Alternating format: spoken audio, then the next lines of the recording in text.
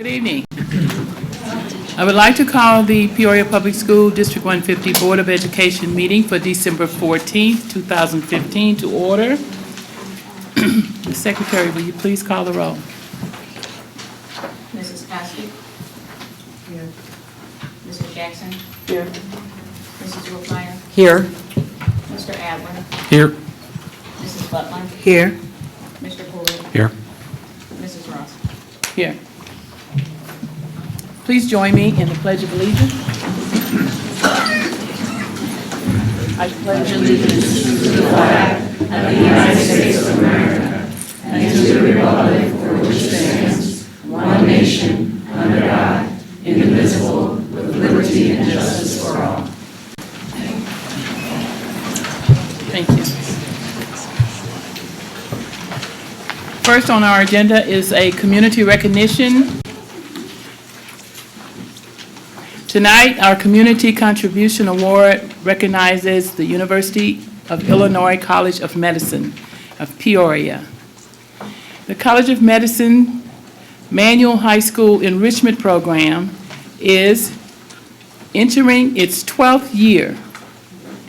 It was started by a student who had experienced something similar when she was in high school and now practices surgery in Illinois.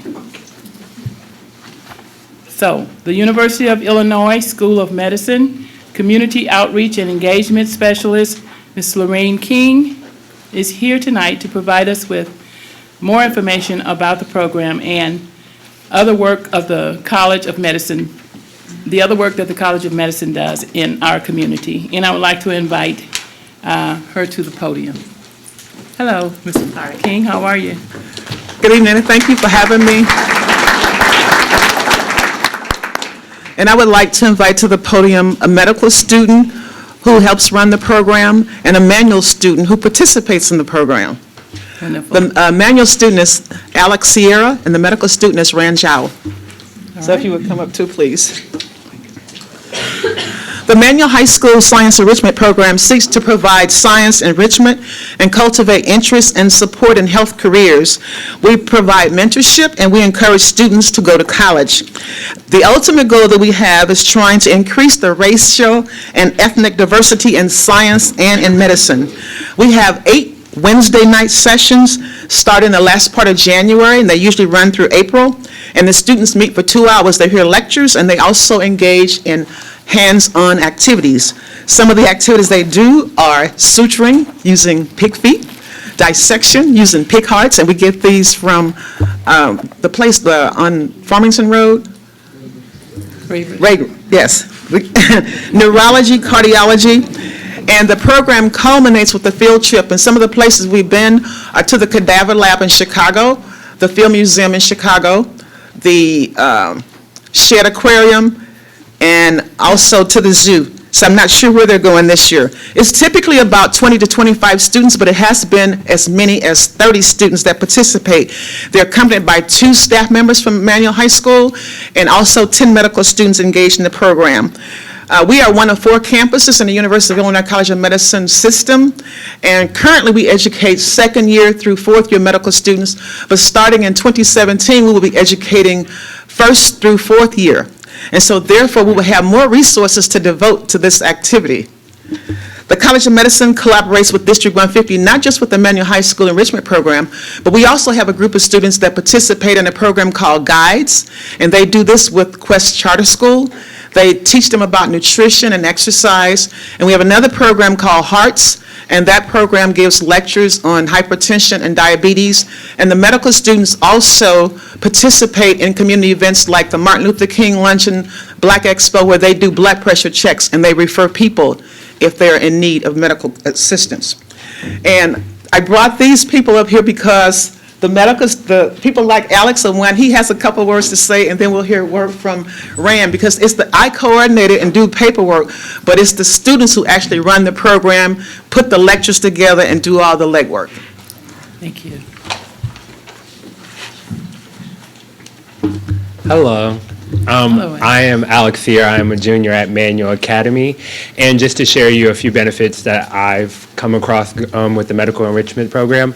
The Medical Enrichment Program has helped me understand the criteria and characteristics needed to succeed in my future career, and not only in the medical career, but a broad spectrum of any decision that I choose to go through. It opened up the spectrum of careers involved in the medical field as well, and it also taught me not only how to motivate myself, but also motivate others through group activities that Ms. King did list. Through this program, I have also gained wonderful relationships with medical students and local physicians here in the Peoria area that has also benefit in other programs that I'm involved in, such as the Youth Advisory Council. So I'm very appreciative of this program, and it has benefited me in many different ways. Thank you. Hi, my name is Rand. I'm a third-year medical student at the University of Illinois. And first, I wanted to say thank you to the board for having us here in the first place. Manual High School is definitely one of the programs that I look forward to every single year. Starting from my second year when I started working with the program, it's just such a great opportunity for me to be involved with the community. I think too often we think about medical schools and being silos within a community and education kind of not reaching out to the city or the town that it serves. So through the Manual High School program, we get a chance to work with some great young folks and share our enthusiasm for science and medicine. So I really appreciate the opportunity, especially Ms. King, and hope to continue to do great work. Thank you so much. On behalf of the Board of Education, Dr. Karat has a token of our appreciation for what you do for our students and families of District 150. We appreciate all the work that you do for the students and the schools. Thank you, President Ross, Mrs. King, Alex, and Dr. Ram. We really appreciate your partnership as a principal of Manual High School from 2008 to 2011. I worked with the program, and we had over 30 kids involved, and it was rigorous and high caliber, and our kids were really excited about the opportunity. So there is a small token of appreciation on behalf of our board and Peoria Public Schools. So thank you. Thank Good you. seeing you. Thank you. We have a small token for you as well. We have the coveted University of Illinois College of Medicine pen that you may display. Thank you. We have the coveted ballpoint pen with the flashlight for you and the president. Okay. And then we have finally the lanyard with the University of Illinois College of Medicine. Thank you very much. Thank you. Thank you.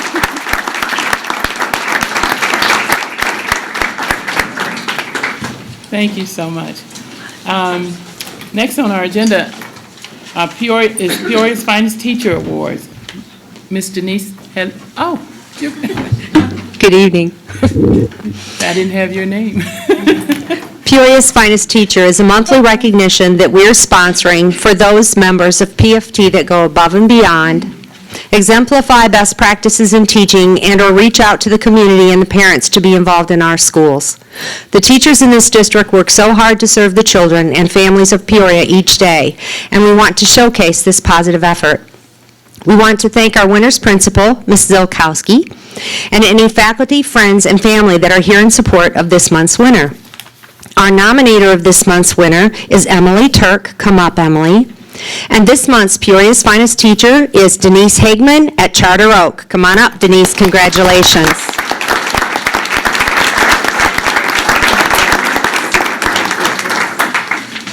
Okay. I'm Emily Turk, and Denise Hageman is my mentor in the first and second year teachers program that happens through District 150. When I first met her, I sent her an obnoxiously long email asking all the questions I could possibly think of about how to teach, and she gracefully answered and said, why don't we just get together and chat right before the school year? So, needless to say, my first introduction to her was amazing, and ever since then, I've had a great experience. When I nominated Denise Hageman for the Teacher of the Month, I tried to keep all of the reasons why she deserved to be chosen down to one page on an entry form so that the people that were deciding didn't receive a 500-page novel and think I was insane. I was ecstatic when she was chosen, and when I was told I got to say something quick to introduce her, I was even more excited. When I first started writing, however, it quickly turned into an 8-minute long teleprompter-worthy speech, so I decided to try to do a cute jingle instead. Of course, that soon morphed into a 16-stanza medley, and I couldn't get a gospel choir to back me up in time for this meeting. So I finally decided to write a simple acrostic poem that would at least give you a little bit of a glimpse of how amazing and deserving Denise is of this award. D. She is determined to provide the best experiences for her students educationally and otherwise. E. She is encouraging to her classes, coworkers, and families no matter what. N. She is never one to sacrifice schoolwork, school time, or school culture for her personal feelings. Y. She is young at heart and one of the most entertaining people to be around, especially when she does a cartwheel at recess. S. She is strong and resilient and constantly guides others through hard times. E. She is everything I hope to be in a teacher someday. And I would just like to say thank you and congratulations to my coworker, mentor, and friend, Denise Hageman, for being the Teacher of the Month.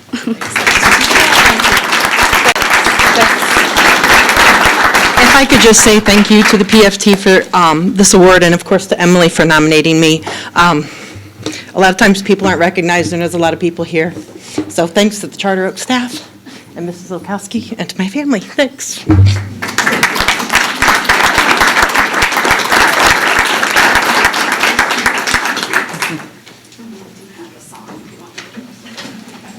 Are there any announcements? Attendance? Should have attendance. I'm sorry. So each month, we recognize the top 3 schools improving attendance overall for the previous month. This month compared to last Most attendance, sorry. school year. Tonight, we look at November's attendance rate, and we're comparing, remember, like November of this year to November of last year. And so, just like last month, 18 of our 27 schools have increased attendance, again comparing 2015 to 2014 for November's attendance. Tonight, we will recognize the top 3 improvements for the month of November. In third place, increase in attendance by 3.54% is Manual Academy. In 2014, Manual had a 81.58 attendance rate in November compared to 85.12 this November, so they're making improvements. So let's keep climbing up Manual. The ultimate goal is a minimum of 95%, so we're getting there. In second place, increase in attendance by 4.13% is Peoria High School. Peoria High School had a 80.56 or 81% attendance rate last November, and that has increased to 84.69 or 85%. So from 80 to 85%, that's pretty good this year. Congratulations, Peoria High. Again, our ultimate goal is a minimum of 95%, and we're working towards accomplishing that goal. And our largest increase in attendance during the month of November is Tree-Win K through 8 school. Tree-Win jumped from 88.7% or 89% in November of last year to 93.01% in November, a 4.31% increase. Ms. Andrews. Are you here, Ms. Andrews? She's on the other side. Oh, come on down, and guess what? I forgot your banner behind my chair, so. Thank you. Great job. Thank you. Awesome. Yeah, we are so excited to team up with Bradley University. I have the banner, Ms. Andrews' banner. I'll get it to you, Ms. Andrews. We're excited to team up with Bradley University to recognize our students also who are attending school every day. Bradley, actually, they're providing us with tickets for student attendance recognitions. Students with excellent attendance during the first semester will receive 2 vouchers this week that they will be able to redeem at one of 3 home games in January. So thank you, Chris Reynolds. Thank you, Mr. Redberg. And let's, congratulations to actually all of the 18 schools and of course, Manual and Peoria High and Tree Win, we're moving up, right? So congratulations, everyone. Thank you. Would you like to make a few comments quickly in terms of what you guys are doing? Because that's an amazing jump. Good evening. We have really put attendance at the forefront at Tree Win, especially this year, and we've gone above and beyond just the children, because it's not a kindergartner's fault that they're not at school. So we've really tried to encourage our parents to show up. So we've celebrated our parents a lot this year. Instead of waiting until the end of the 9 weeks to recognize kids, we've started recognizing them for perfect attendance 4 weeks into the grading period. And it really has made a difference. And so parents get to come in, and we had a perfect attendance breakfast, and parents were also invited to come in, and they were celebrated as well. So we know the first thing we have to do in order to promote student achievement is to make sure that our kids are there. So this definitely goes to my entire staff, because everybody has been on board and increasing attendance. So thank you for this recognition. Thank you.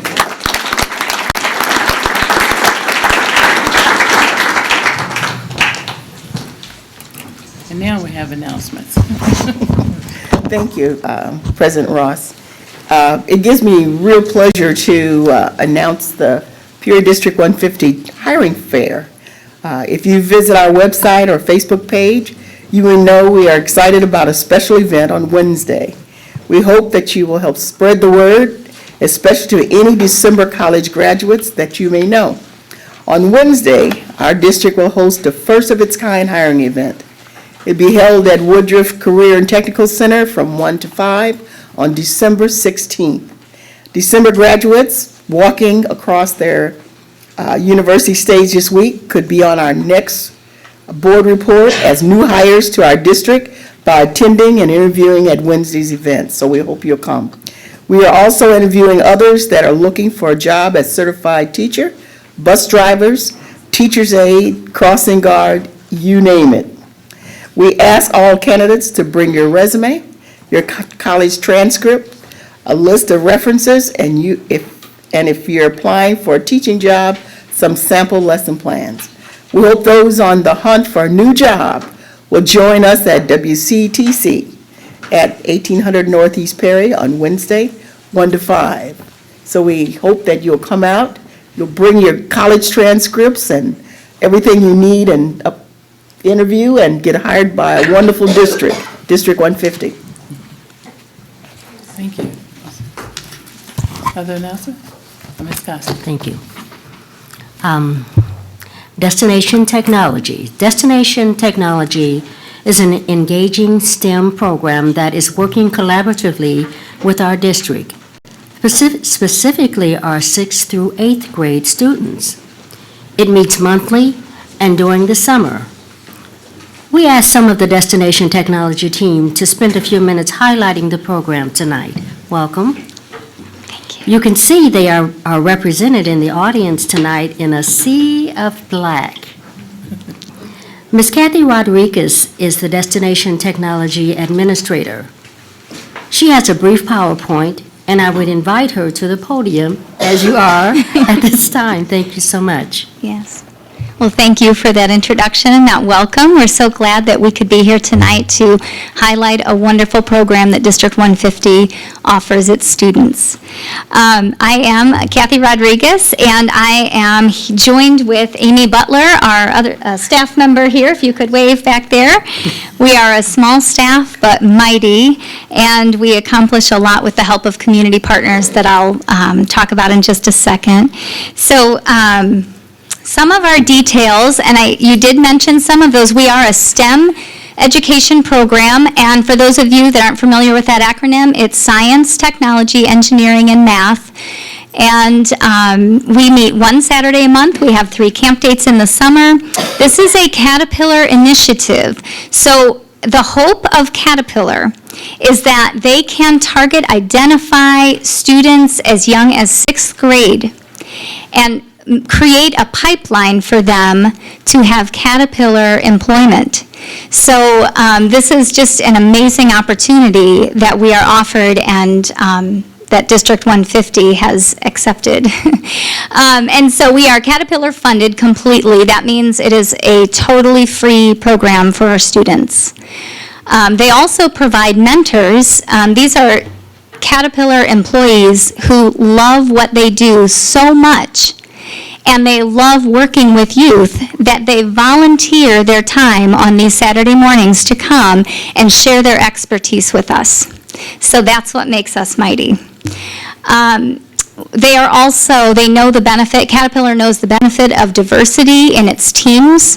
They know the productivity is much greater when there's diversity, and what better pool of diversity than our own District 150. So we are very appreciative to Caterpillar for all of that. And so this is a middle school program right now. It's for 6th through 8th grade students, and you might be wondering who gets to be in the Destination Technology program. So I want to point out how our students have made it into this program. Our students are nominated by 5th grade teachers and principals at the end of their 5th grade year. And this is the criteria that they must meet. They have to have excellent conduct and effort, excellent participation, positive about learning and teamwork, mature in relating to others. They have to attend a District 150 school, and they must have some interest in math, science, technology, and engineering. So, ladies and gentlemen, the students that you are looking at behind me are cream of the crop in this district. And we have over 100 that are nominated across this district, but a very small percentage of that number is actually who attends. And we understand that it's, for whatever reasons, not everybody accepts entering this program when they're nominated, but the ones that you're looking at right here are die-hard STEM learners, and so can we give them a round of applause for that commitment to their education? Also, the families that represent them behind us over here, if you could give a big wave, that's who gets them up. They get them up on Saturday mornings, which is not an easy thing to do with middle schoolers. We understand that, but they get them there because they love learning about STEM. So we're really appreciative for our family, our DT family. All right. Currently, you should know that we are supported by, I've already mentioned the funding that Caterpillar provides, but they also provide a May celebration with certificates for all the students at the end of the year. They offer facilities for us to use. We've gone on field trips to their different locations. U of I is a big partner of ours. They have a team of college students that are in the Material Science and Engineering program and drive an hour and a half on a Saturday morning to present to our students. And they do this about 3 times a year, willingly, happily, because they also have a passion for what they're doing. And they also offer us a tour-guided trip around the engineering open house that they offer every March at U of I. And so our students get hands-on activities throughout the college campus. They get, career exploration. They're right there on a college campus and loving it. So finally, Bradley University has become a very strong partner in the last couple years with us. Their STEM department, as well as Science for Educators department, have been really big role players in our development of our program.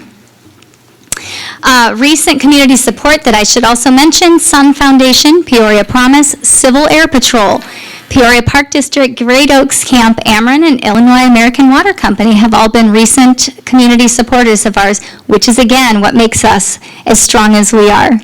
And here are some of our highlights. We have done the Great Oaks High Ropes Challenge course. You might wonder what that has to do with STEM education, but I guess what I haven't mentioned yet is that we also have a very strong emphasis on teamwork, on leadership skills, communication skills. These are all things that are developed in different activities such as this, which we can only provide to students through the support of Caterpillar. We also, during a water-themed year, took a trip to the LaSalle County Lock and Dam. We got to see an actual working lock and dam in the time that we were there, which totally supported our year of learning all about different aspects of water. We also were treated to a mule-pulled boat ride down the canal. So that's what you're looking at right there. It was an awesome experience, and again, we couldn't offer this to our students without the support that we are given. Here is a highlight from one of our Bradley trips, which was actually last month. We went to the Bradley campus, and again, on a college campus, we're doing hands-on activities with their actual equipment that they use with their science students. Our students are able to do that. Here we actually meet in Calvin Coolidge Middle School. That's kind of the hub for our program. They've been very generous, gracious with us, have given us space to store our things, so we're appreciative for Calvin Coolidge. And you can see our students doing some teamwork things, hands-on. We have a sample right here in front of you. This is a project that they're working on right now, a mousetrap car. And so this project has carried over now. We'll finish it in January. But those are the types of things that we get to do. Problem-solving skills developed, social skills. It's really an amazing program that we can offer. But don't take my word for it. Why don't you hear from some of our DT family? Tonight we have Jeffrey Allen, who is one of our CAT mentors, who volunteers his time to come and do this. Mary Menke is a DT parent of ours, and Gonzalo Martinez is one of our DT students who will be sharing very briefly some of their experience. Hello. I just want to share my own story for this as a Caterpillar employee.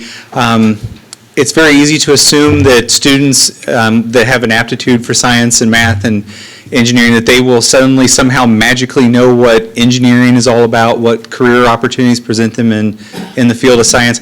I'm originally from Cincinnati, where we're home to Procter & Gamble. GE's got a large facility. So you would assume that a student who was a straight A student in science was a straight A student in taking algebra as a sophomore in high school. You would assume that somebody like me would know what engineering is. We went off for a career fair one day, and came back, and Jason's like, oh, I studied mechanical engineering. My one friend Dan was like, oh, I studied this robotics engineer all day. And my friend Jason was like, I looked at a mechanical engineer, and after everybody gets done at lunch, I look over at Dan and I said, hey Dan, I thought the railroad industry was dying. Why are you guys all wanting to be engineers? And Dan looks at me and he's like, engineers solve math and science problems. I'm like, really? He goes, yeah, you should be an engineer too. I'm like, oh, okay. Career moment set in stone. And so I was a sophomore in high school when I first discovered that you could actually make a career and get paid money to solve problems in math and science. The one thing I really enjoy about working with these wonderful students is to see that look on their face at such an early age, to the realization that not only is shooting marshmallow catapults at each other kind of fun, but you can actually you can make money doing this, and so it's a very rewarding experience watching them realize that something that they're passionate about can help them in their careers. Thank you very much. Mary? Hi, I'm Mary Minke, and first of all, I want to thank the Illinois College of Medicine, because my oldest daughter, when she was at Manual, participated in that program. She now has her bachelor's degree in nursing and works at OSF, but I digress. My fourth child is now in the Destination Technology program. My first child started in it, and I believe around 2003. She is now a mechanical engineer at Caterpillar. And I kind of give the credit to Destination Technology because I kind of gave her an idea, even though she thought she wanted to be a chef. But she understood what this was about. And it was an exciting thing. And Thomas now is in 7th grade. And at first he didn't want to do it, and now he loves it. And I love the fact that they get to meet children from all other schools. They've made friendships, and they're learning different things in a non-school environment. because they're doing things they probably could not do in a classroom because of time restraints and other, things going on. It's just been a wonderful program for our family. Thank you.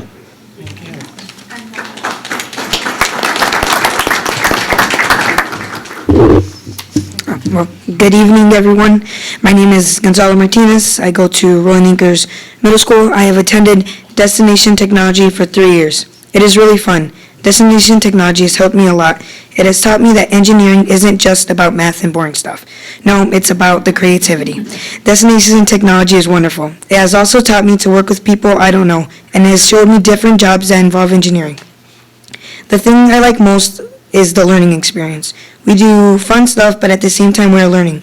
That is the reason why I always try to come to Destination Technology.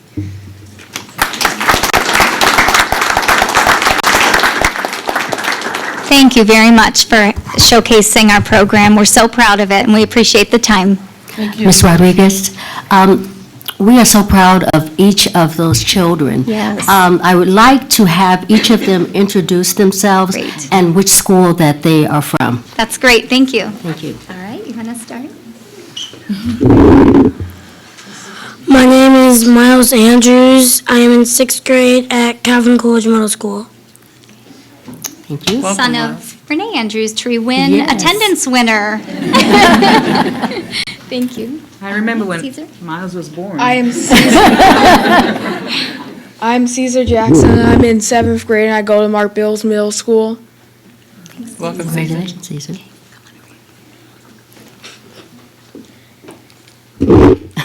I'm Stephen Collins. I'm in 8th grade and I go to Roosevelt School. Welcome.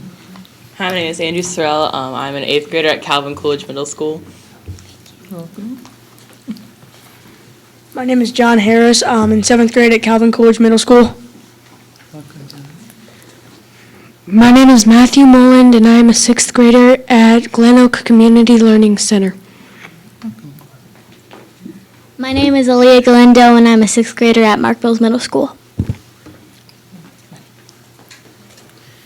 My name is Cristo Montejano. I'm a 6th grader, and I go to Roosevelt. Hello, my name is Isaac Galindo, and I go to Mark Bills Middle School, and I'm in 8th grade. Did we get everybody? Is that everybody? Thank you. That's everybody here tonight. Thank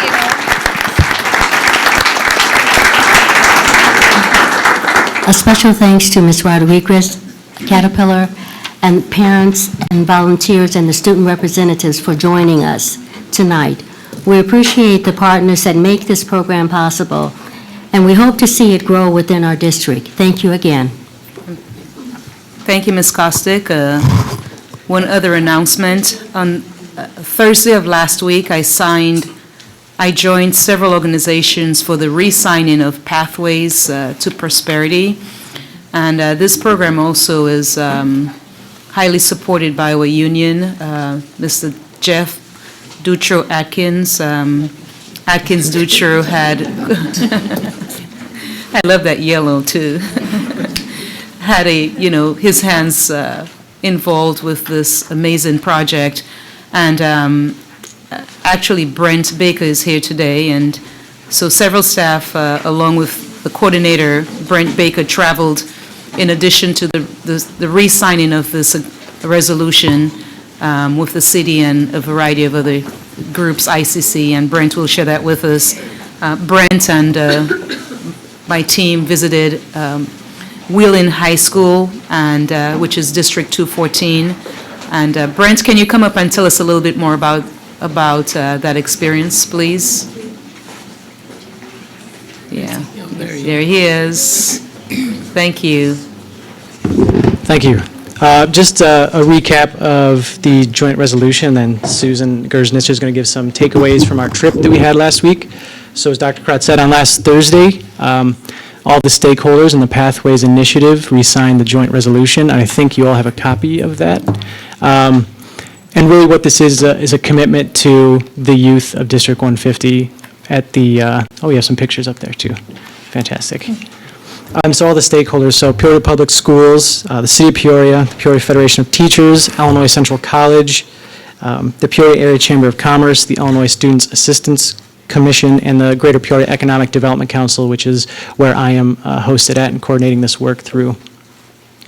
And so again, this is really a commitment to the youth of Peoria, and I'm so pleased to be here tonight and see the work that's already happening with the College of Medicine Emmanuel and Destination Technology. So whereas these are programs right now that are outside of school hours perhaps, just imagine this work going on during school hours and having curriculum where students are actually doing these things in the classroom, and it's incredibly engaging, and they want to come to school and learn and get their hands dirty doing the work. So that's really what Pathways is about, is helping build those structures and making sure that students have a way to reach whatever success looks like for them, be it into the workforce or into post-secondary education and onto PhD level work. Whatever a student wants, we want to build that network for them and that support. And so that's what this joint resolution was, that commitment of the Peoria community to students' efforts. So if you have any more questions, I can't stick around for the entire meeting tonight, but feel free to reach out to me, and I'd love to sit down and talk to you at length. Thank you. Thank you, Brent. Thanks. Susan is good. So just quickly, we want to share our trip to Wheeling the other day. That was just last week. We took counselors and administrators and our teaching and learning coordinators to Wheeling to really get to see a visual representation of the full span that the Pathways program could be. They've been in action, I guess you could say, at Wheeling High School for 7 years, and they're expanding it to their other high schools, and they have about 9 high schools. It's a 9 high school district. They took a look at the continuum of experiences for students, just like Brent said. Whatever a student would want for their career pathway, they started to develop that. So they have 16 career clusters that they focused 43 different programs of study. And it just was an incredible thing to see. They had 3 guiding principles, sequence of courses that led beyond high school, was a very important piece. So how do we get students through that high school experience and maybe into an early start in their senior year and beyond? To have external experiences that provided those real-world experiences, and it could be internships or apprenticeships, and they are actually learning or gaining credentials, which we currently do at our Woodruff programs as well, as Richwoods and such. And then their third guiding principle was the opportunity to really, they looked at those deeper certifications and then those college credits as well. So they really did start to redefine their senior year, which is something we've been talking about needing, and it's in our strategic plan as well. They used a wide range of funding sources. We went to the high school in the morning to kind of see it on the ground, and then we went to the district office in the afternoon to kind of figure out, okay, how do we make this happen? How do we support the school? And so they had traditional funding sources, and then they wrote tons of grants to make it happen.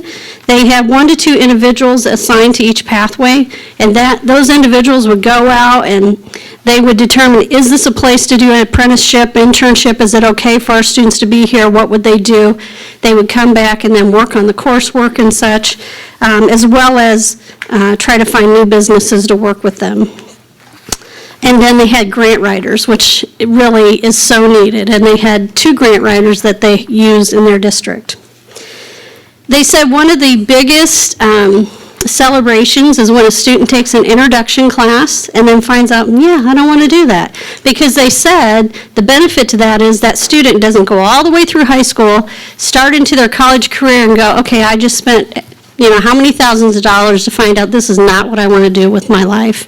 And so they find that as a celebration. So I thought that was absolutely outstanding, and it was great to see that huge program, and we've made already a great partnership with them. I've already been emailing back and forth with the teaching and learning coordinator there, as well as some support people that he works with. So it was a wonderful experience for us. Thank you. Thank you. Ms.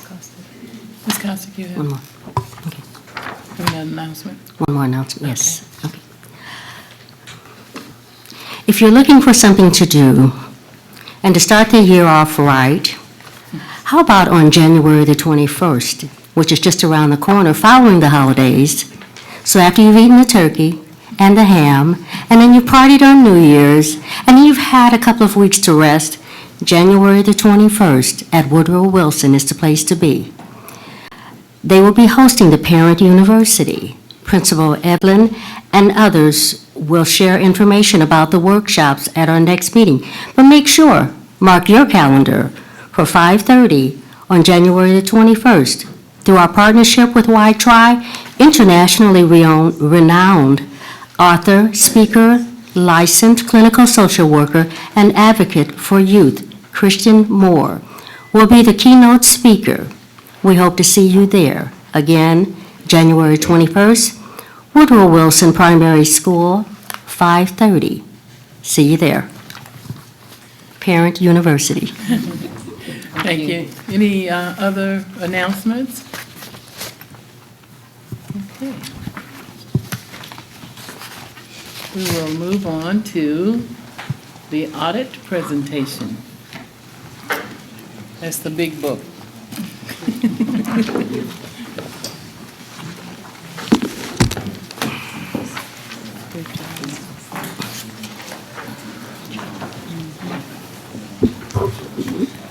Are we going to be using it? It looks like it.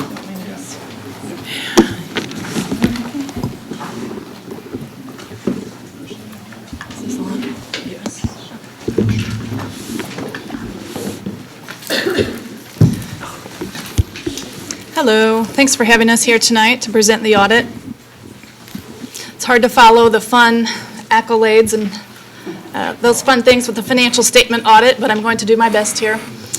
So, as you mentioned, we issue quite a few reports and they're pretty voluminous. So I've tried to put together this summary of the audit process here.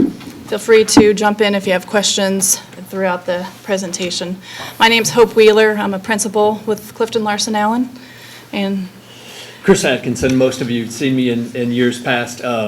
Just those of you that don't know, I've kind of taken a lesser role this year, and with all the new government standards and stuff like that, it's just hard to keep up with everything. So Hope does that more on a day-to-day basis. In fact, that's what she lives and breathes every day, and I do some other things. So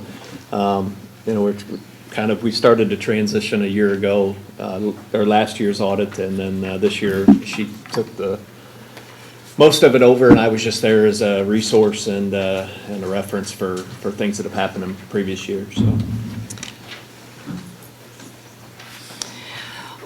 one of the reports that we issue, we're required to issue, is called the governance letter. That's just a 3 or 4 page letter to you as the governing board, going through certain required disclosures in regards to the audit process. I've summarized those here. First of all, if there are any significant new accounting policies that affected your financial statements, we include those in this letter. This year, there were 2 significant new GASB's, Governmental Accounting Standards, that were required to be implemented for your June 30, 2015 fiscal year. They were in regards to, and you may have heard about them over the past few years, in regards to pension standards and recording pension liabilities now on the financial statements, when in the past they were just disclosed in footnotes. We'll talk about that a little bit more later. Significant accounting estimates, when you're on the accrual and modified accrual basis of accounting, there are typically some accounting estimates, so we like to point those out. The most significant estimates related to your financial statements are estimated pension liability and other post-employment benefit liabilities. Those, as it mentions there, those are basically determined by actuarial studies, and we review those and audit the input that go into those studies and look at past histories and things to determine those estimates are reasonable. The next heading is misstatements. If we find any adjustments as part of the audit process, we like to disclose those to the governing board.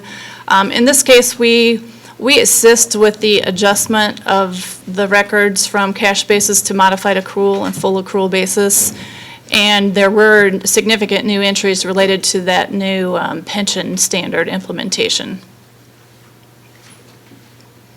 And then here on this page, just disclosing that we did not have any disagreements with management on financial accounting or reporting matters. and then no significant difficulties encountered in performing the audit. I will say those new pension standards did drag things out a little bit. There was a lot of back and forth with IMRF, who had actuaries do their studies with some differences in some of their reports, but we got through the first tough year of implementation.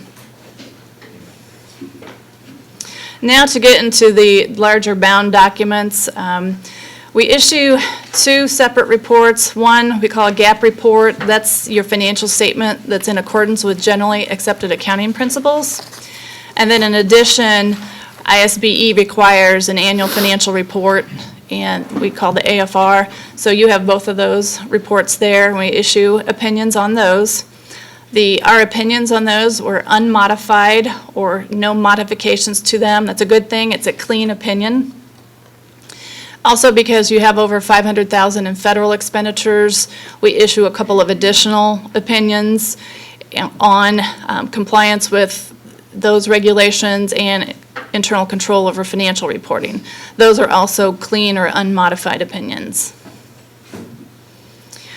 Then, just to make governmental accounting complicated, they require two different sets of financials within your statement. The first set is on the full accrual basis of accounting, more like a commercial or for-profit entity would be, where capital assets are depreciated and your debt is recorded as a liability. That's your statement of net position that's on page 1 of your bound financial statement. Just to high-level summarize that, your total assets and deferred outflows at June 30th were $295 million. Total liabilities and deferred inflows at June 30th were $281 million. The net difference between those assets and liabilities is your net position at the end of the fiscal year at $14 million approximately. And that's the full accrual basis. The fund statements I have in graph format here in a couple of slides, and we can go through the individual funds there. Just some highlights from the footnotes that are with the financial statements. For this fiscal year, there was $9.8 million in capital asset additions, $3 million in debt retired, $4 million in rent fund bond payments. And then, as mentioned earlier, there's a significant new liability this year, $46 million approximately, related to those new pension liabilities for IMRF and TRS. Those don't affect the individual funds. They're only recorded on the front statements or the government-wide statements on the full accrual basis. Just a question on that. That $46 million, is that a discounted to present value, or is that just a net value? No, it is discounted, and yes, it's discounted. Okay, so it's discounted back to current date present value. Right. Okay. So the point of that is the long-term value that is higher than that because of the discounting, right? Correct. Okay. And that will fluctuate each year with the actuarial assumptions and estimates that are part of the study. All right, this page might be difficult to read, but this shows, once again, very high level. Can't go through in a lot of detail, it would take too long, but very high level for each fund, your revenues, budget to actual, and compared to prior year. So obviously educational fund is the large fund, that's approximately 75% of the total revenues here. You can see that the first column, the blue column, is the budgeted column, and then the second column, the purple column, is fiscal year 15 actual. So you can see the actual revenues that came in for the fiscal year on the modified accrual basis was under budget. And then you can see the last column there in red is for the educational fund is the FY14 actual. So the revenues are down for the ed fund from last fiscal year, as I'm sure you're aware. The other fund's a lot smaller, but you can see the operation and maintenance fund is pretty even in all those categories. Debt services fund actually increased a little bit from fiscal year 14. Transportation fund, once again, those revenues are down from the prior year and below budget. Retirement fund has stayed pretty steady, budget to actual in prior year. And then jump into the tort fund. that has stayed pretty consistent at around $6.4 million for fiscal year, for the budget and actual for fiscal year 15. On the expenditure side, once again, just looking at a high level at each fund's totals on the modified accrual basis. The first column shows the budget, and then the purple column is fiscal year 15 actual, and then the red column is fiscal year 14 actual. So you can see for the education fund, the expenditures were below budget for the fiscal year at approximately $149 million, and under last year's actual totals, which was approximately $151 million. O&M fund stayed relatively constant there from year to year in budget to actual, along with the debt services fund. Transportation fund, you can see the purple column there. The expenditures did drop down from the prior year and were below budget. Retirement fund is the next column. That was pretty close to the prior year, but was over budget slightly for this fiscal year. Capital projects fund, that one varies depending on what projects are going on from year to year. And then your tort fund, those expenditures increased over prior year. And then this last slide on the fund statements just shows the fund balance in each of the funds over a 3-year history, so you can see the trend or how the fund balance is flowing. The education fund, you can see is the first column there. It has dropped down in fiscal year 15 to a deficit balance of the $1.6 million. The O&M fund is the next column, and that's a deficit of the $3 million at the end of this fiscal year. Debt services is the next group. The blue column is your 2015 actual of $10.8 million fund balance. Transportation fund has decreased from the prior year and is at $2 million. And then your retirement fund is next. It's at $553,000. Capital projects fund, as projects have been spent down, that balance is down to $2.8 million at year end. Then your working cash has stayed fairly even for the past 3 fiscal years at a strong fund balance there. And then your tort fund is at a deficit of $2.5 million at the end of the fiscal year. It's decreased from prior year. And then fire prevention and safety is the last column, so fund balance of $350,000 at the end of the fiscal year.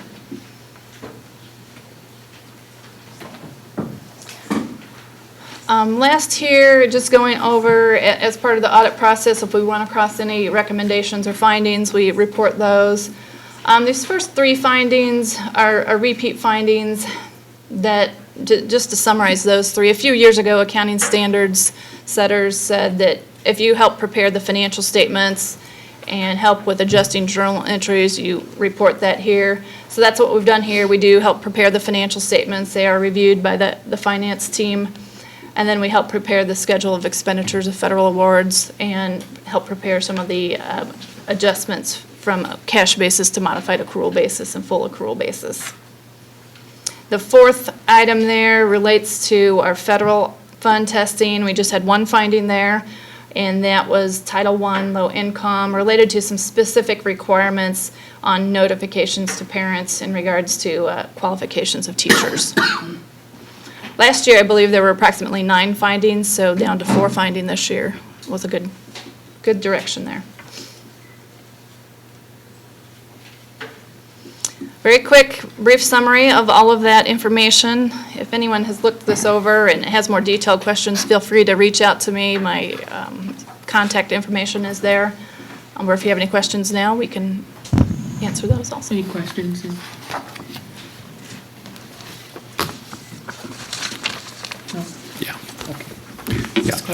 Yes, thank you for the presentation. It was nice and succinct, and obviously we have some reading to do. One of the questions I've asked every time is, in the process of doing your examination of the books and records of the organization, did you find any instances of fraud, misuse, or abuse of funds of the district? No, we did not. We do select random samples of expenditures, and we also confirm a lot of your revenue sources. And in that testing, we look at the internal controls that are in place and see that they were in place over those transactions tested, and we did not find any exceptions. Thank you. Other questions, comments? Thank you, Ms. Whipple. Thank you. Thank you.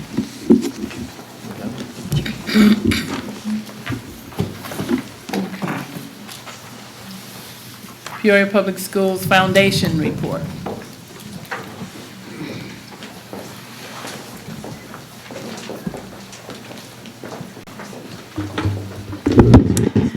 Good evening, Dr. Karat, President Ross, Board of Education, audience. Thank you for letting me give an update on the foundation. I provided a report earlier this week, and I would like to go over the last 5 years, and that's how long I've been in the position as the foundation president. Our golf outing is our main fundraiser, and this last outing, we had a record net revenue and record participation in sponsorships. We created an annual fund 3 years ago, and we are receiving about $50,000 per year with that fund, and that is with 3 annual mailings a year. We secured a gift from the Barton family, and that was a 15-year commitment. The Bartons, as you know, Mr. Barton was on our foundation board for several years. We administer emergency funds, approximately $4,500 annually, and those funds we receive from the Community Foundation of Central Illinois, used for families that have emergency needs. A lot of times that could be a fire at the home. We can use that fund for eyeglasses, things that come up, true emergencies for our families and students. We have raised over $50,000 in 5 years, and this is for uniforms and coats for our students. We had, roughly 5 years ago, that started with Caterpillar giving a large donation and applying from the foundation for an annual grant. This is the first year they did not grant the money, and I think most people know why. It was a hard year for Caterpillar, but last year we did start a fundraiser kind of anticipating that Caterpillar would be cutting back from that grant. And we give out about $10,000 to $15,000 a year in uniforms and those special needs for students. We manage 5 special endowed funds that we disperse annually. And new this year, we've typically just held one fundraiser a year. It's the golf outing. New this year, we're doing a breakfast, and I'd like to invite all the Board of Education and people here in attendance on January 7th at WCTC. We will have a breakfast at 7:15 a.m., and we are inviting the Chamber List, the Better Business Bureau, and it's just to get more stakeholders into the school district and partners with the foundation. I think Dr. Karat, when I first met with her when she started, I told her that the foundation had been looking for a new way, a new fundraiser, and she told me to contact the Danville Foundation and their director. They had a successful breakfast, so thank you very much for the idea, and we're excited about hopefully a good turnout. I think the best part about it is that the culinary students will be making the meal, and we are offering it out as a free breakfast. So to get people in the door and talk about what we're doing at the foundation. So if you're interested, please let me know, and we can get you a nice breakfast, and you can learn about the foundation. With our foundation, we did secure a new location. Our foundation offices moved to a new donated location at Junction City. It's convenient and attractive to donors and volunteers. We have 3 new scholarships that have been established, so a total of 17 that we offer out every year roughly $45,000 to students. Increased staff, we recruited, hired, and managed 2 employees, part-time foundation assistant, and our Horizons Club coordinator. Volunteerism, the foundation has grown the number of volunteers for events and programs during the past 5 years. Communications, we have a new website. Converse Marketing designed the website. We have a social media Facebook page attracting 350 followers to date. If anyone's here on Facebook and hasn't liked us, please do so. We have expanded media coverage, articles published in IBI, The Remarkable Times, The Journal Star, and Illinois Public Media. Billboards, we partnered with Adams Outdoor to secure billboard promoting the foundation. We have software upgrades, including eTapestry for donor management and Scholar Select for scholarship management. We do a bi-monthly e-newsletter to our donors in the community. Programs and people, this is more 5-year achievements. I think as the executive director, I'm most pleased and excited what we're doing with Horizons Club. It's that career and college readiness piece, basically a lunch and learn, but we are in all 14 middle schools right now. You probably all know or have seen the most incredible Trish O'Shaughnessy. She coordinates that program, a District 150 parent, an incredible leader, and the future with the Horizons Club is we are considering a summer offering, and then to go in all 14 middle schools, we had to do semesters, but we're hearing from principals and students, they want us in their schools all year long. So everything we do costs money, so that is the goal for the future with Horizons Club. Our board leadership, our foundation board, as you know, is a separate entity, and creating, getting the best foundation board members is very important. We have here tonight 2 very dedicated foundation board members, retired District 150 administrators and teachers, Kathy Wiggers and Val Pierce. If you guys could stand, you guys are awesome.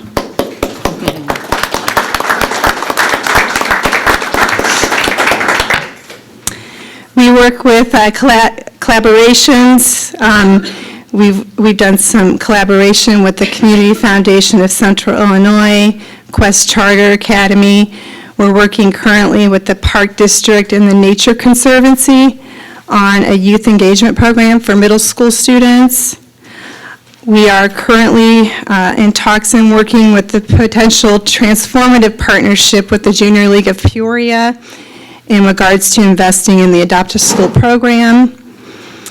I think as a foundation, we serve as big encouragers in the community. And when I say that, I think that you know what I mean, but I always say there's 2 kinds of people, encouragers and discouragers, and we need more encouragers.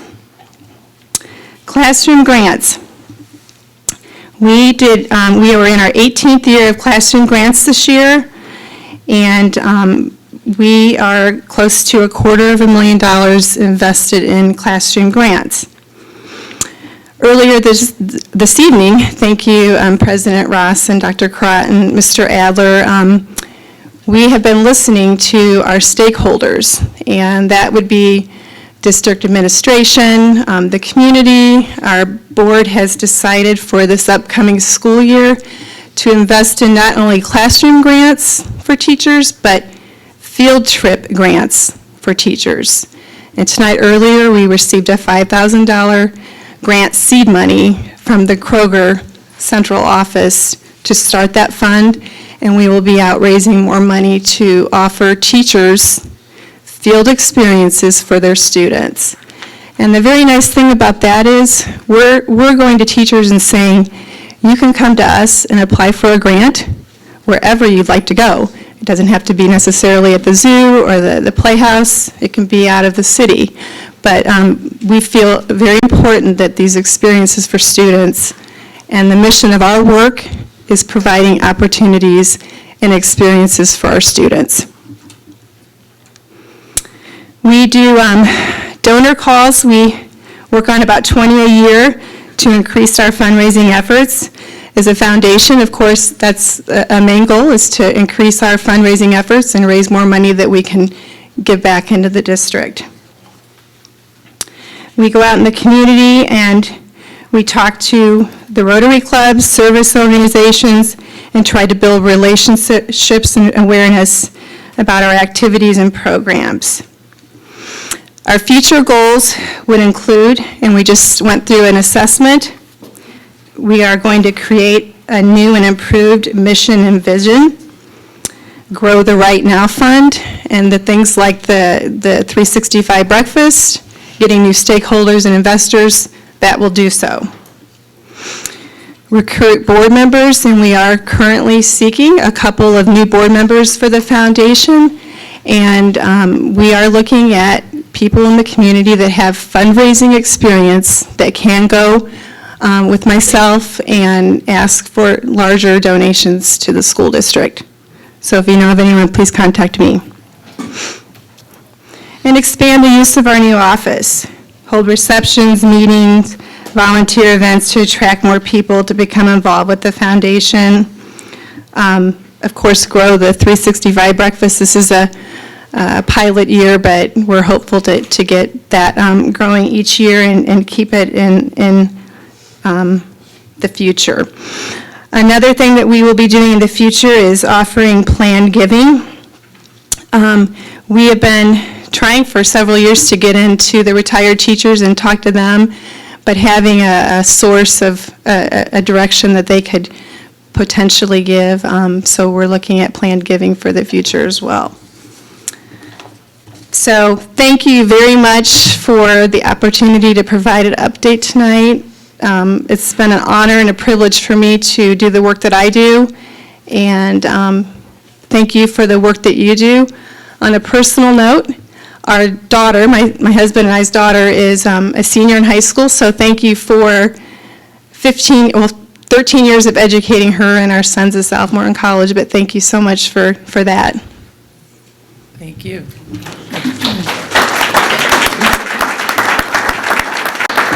Any questions of or comments? Cindy? Okay, thank you. I would just say the foundation is really a great partner, and I'm really excited about collaborating and continuing to work. I'm looking forward to all of the results from the breakfast on January 7th, so please attend. AIOs, you're working with the administrators, right? And the idea is everybody gives $1 a day. That's why it's called the 365 Club, and there's a lot of potential. So thank you for trying that out. And the foundation only makes our district the financial support we receive plus the resources it makes for a better district. So thank you. It'll take the entire village, and thank you, Dr. P. and Dr. Pierce and Mrs. Wiggers for, and all of the board members for your ongoing support. I anticipate things growing and getting bigger and better. Thank you. Thank you. Mr. Adler, did you have anything? You are our board representative. Yeah, and Mr. Adler is a board member. For those of you who don't know, Mr. Adler is the board member on the foundation, so keeps us informed. Yeah, I'll just say it's been just a few short months working with Cindy and her team, but I think the foundation does a great job on our behalf, and is a great arm out into the community for us. And I agree with Dr. Crott. I only see them getting bigger and brighter for us. So thank you again. All right. With that, Partnership for Assessment of Reading for College and Careers, or better known as PARC report. Yep. So Susan is on her way. I've asked her to give a brief report. It's a hot topic in our community. Just FYI, we all know there are new standards, it's a new test, the information is baseline data, right? And a huge takeaway for me, and Susan and our team, we've looked at the scores. there will be an intentional and aggressive focus on our gaps. I think that was a huge, the achievement gaps among our subgroups. And Susan, take it away, please. Thank you, Dr. Crott and President Ross, for letting me present this. And Dr. Crott always does the best at summarizing everything I'm going to talk about, so we'll move along here. PARC was one of 2 assessments that could have been selected by the state of Illinois to assess the Common Core state standards. The other one was called Smarter Balance. It was an adaptive test, similar to what the NWA test is. So a student could take it. If they got the question right, it could get harder. If they got the question wrong, it could get easier until it found the student's learning level. The PARC test is a static test in terms of it's got a set number of questions or set amount of questions that do not, so it doesn't fluctuate. So students actually take forms of the test, but they're online.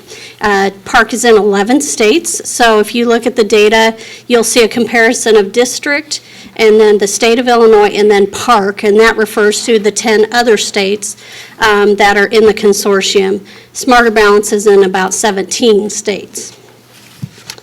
So the assessment has several objectives. The main one is to get students ready for college and career, which of course you hear us talking about that all the time with our just our focus in the classroom as well as the Pathways programs.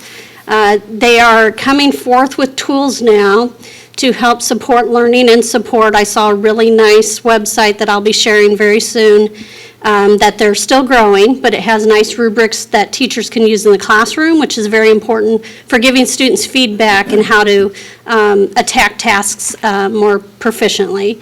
It also provides growth, so the thought is that you would have a growth understanding. Now, originally, there were supposed to be 4 assessments with PARC.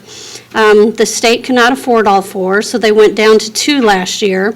One that was at about the 70th, they said about 70% through the year, and one 90%. Those were both summative. One was a performance-based, and one was at end of year. This year, they listened to feedback, and they went down to 1 test, and we'll do that here in March. So this is a baseline year, but also because they've modified the test structure, that's also going to have some impact on the I don't want to say legitimacy of the numbers, but at least the dependability maybe of the numbers. So the last thing is, it is tech-based. It took a long time to get the scores back this year because they had to set the standard levels. Those are now set, at least, well, they might have to redo it now that they went down to 1 test again. But the idea is because it's tech-based, we should get the data more quickly, which could actually help inform what we do in the fall for students. With any piece of data, it's just one piece of information. And we should always keep that in mind. We should always look at multiple pieces of data. So we will be looking to use PARC in concert with our local assessments to inform what we do. I talked a little, very quickly, I already covered this, I think. It does allow students to show their work, and I think that's probably the biggest takeaway and the biggest difference about PARC is students have to not just show their work, but they have to almost justify their answer, provide evidence, pull things from the text that they read possibly to back up their answer. They are working out math problems differently. So it's a deeper, richer experience for students on the assessment. I know my students last year really enjoyed the assessment also because it had videos in it and the text was more engaging than what had been in prior tests. So what should parents know? We all along, from the state down, actually across the nation, they've said expect the test scores to be lower than what we've seen in the past. It's a new assessment. It has greater rigor, greater text complexity. So this was the expectation, so I don't think anybody's really surprised by the scores. These are baseline data, as I said, and again, since they're also changing the assessment this year, there's some pieces there that we need to think about when we're looking at the data from this spring's assessment as well. And it's going to take time for us to truly, fully implement the standards, not just the assessment. The assessment is just on the side, but just learning the new standards. learning how to teach those deeply because they have great connection to instruction. They give great opportunity for students to have dialogue in the classroom and to work together to solve problems. So there's 5 performance levels on the PARC assessment.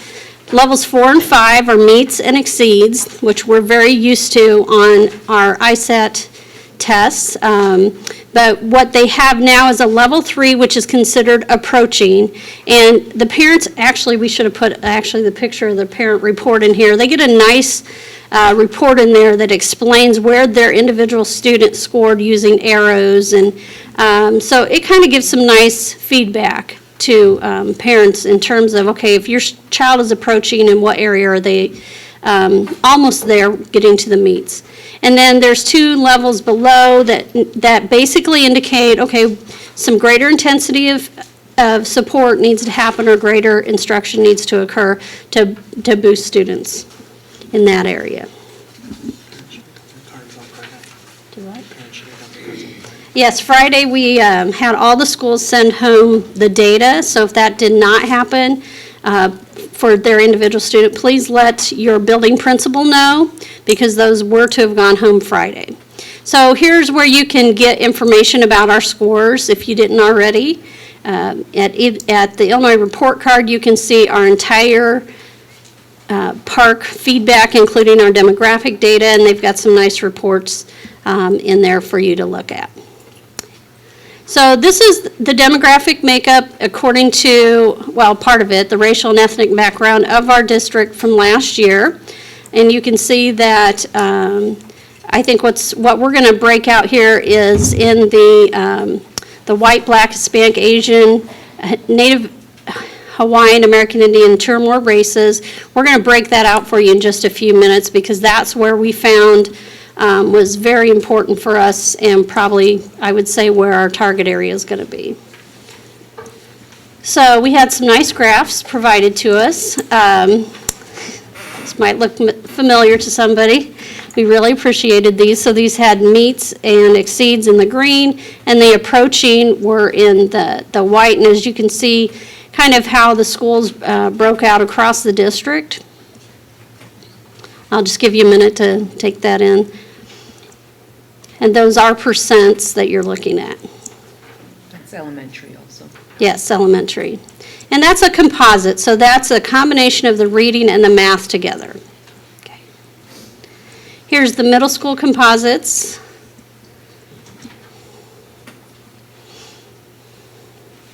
And the last slide is the high school composite.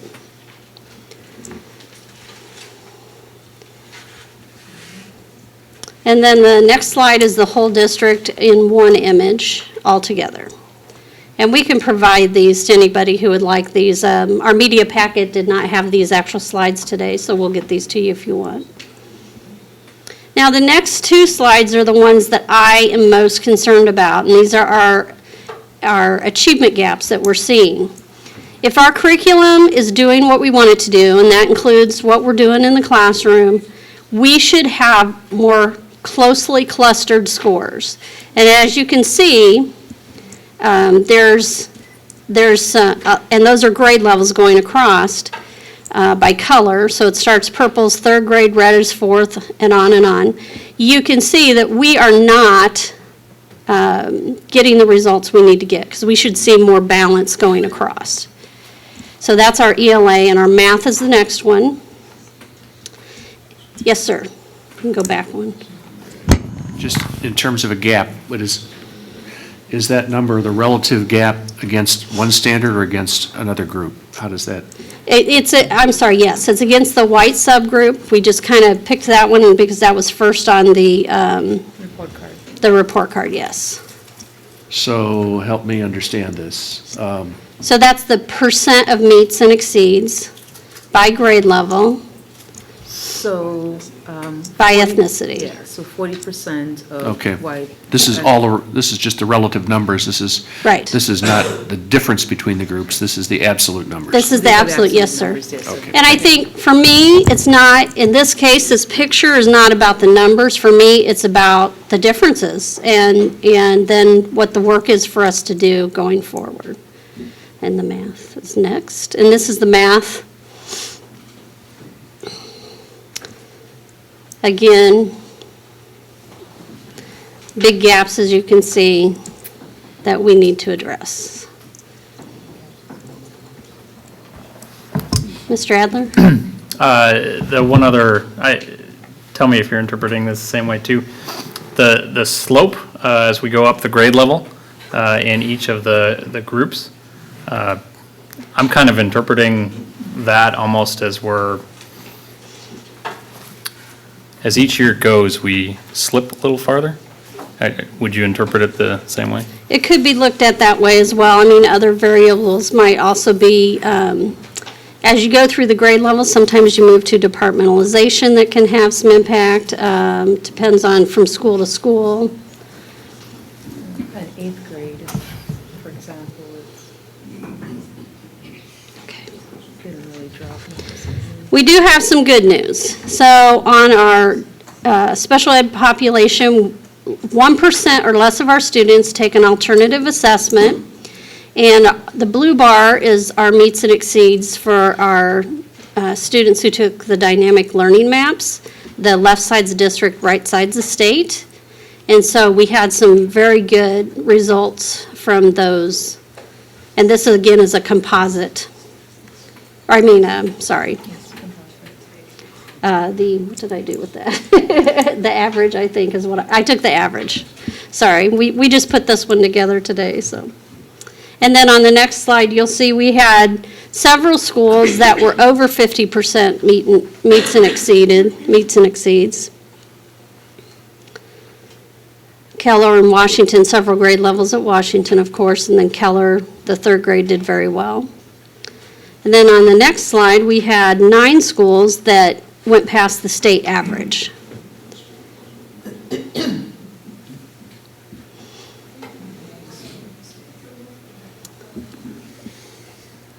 The final slide just is a breakdown of how they've changed the test, like I said, from 2 tests in 2015 to this year 1 test, and it demonstrates that there will be less time for testing, which I think for most of us, we're very happy about in terms of having more instructional time for our students. And that's just a graphic that you can get off the ISBE website where they show the number of hours this year, and they're a little hard to read. You'll notice this year, grade 3 will be testing just a little over 8 hours. Same with 4th and 5th grade. 6th through 8th grade, a little over 9, and high school, a little over 9. So what's really important is what we're going to do about this. And the strategic plan, of course, is a very important part of those next steps as we go forward. We'll be doing lots of work with looking at our curriculum, making sure that it's meeting needs, which is part of our audit process that we're doing, as well as working with teachers on instructional methodologies and principals on how they can target particular areas in their building. We are going to bring back the Teacher Academy concept that we had a few years ago, where teachers can take classes and they can really dig in then to particular areas where they want to focus. So I look at this, even though it's baseline, it may not be exactly, like I said, what do I want to say? Maybe it's not as dependable as it will be, but it's a starting point. It gives us a piece of information to compare to our other data. Any questions? Questions of Susan? Mr. Paul? Yes, ma'am. We had the tests administered this year in March, past year in March, and the final results were available in what, November, something like that? Last week. Yeah. Do- March and May last Do year. they anticipate having a shorter time frame between the testing and the outcomes? Well, they always target June, but I think it's going to depend again on setting those norms possibly again, since they're going from 2 tests to 1. Yeah, it just seems like it's such an incredible delay in terms of outputs. I mean, knowledge of results is what drives behavior when you're trying to make improvements, and a 6-month delay in knowledge of results is just not your fault, Right. but the process itself just has to get better. It is frustrating because you do put time and effort, and, teachers committed to working hard to prepare for it and had their students prepared for it, and then not to get any feedback for that length of time is frustrating. The second question is, I know that there were some issues in terms of testing security, in terms of denial of service attacks on the websites that were providing some of the standardized testing. Did you see any or experience in that with Park this year? Well, I was not here when they tested. Are you talking about just recently, you mean, or? It would have been in the spring. Yeah. Oh, so I guess that would be a question for Ravonda. Did we have any of that, so? Okay. It was NWA, wasn't it? NWA, Yeah, okay. yeah. Those NWA. So that was not an issue with them. Good. We're hoping it's not going to be an issue this year, Well, too. until somebody figures out they can attack it, and then they'll try it. Right. So, well, okay, well, thank you very much. Other questions of Susan? I have a quick question, Susan. I heard you say that park was being provided to 11 states, is it? Yes, it was adopted by 11 states. Adopted by 11 states. And those states that did not adopt it, what process are they using, do you know? Well, like I said, 17 went with Smarter Balance, and then there are some states that they just have their own state tests that they've been using. Texas, for example, they stuck with their state test that they've always been using. Like the ISAT that we had Right. before? Right. And some states might even be designing their own test as it is. Okay. Other questions? Thank you. Thank you.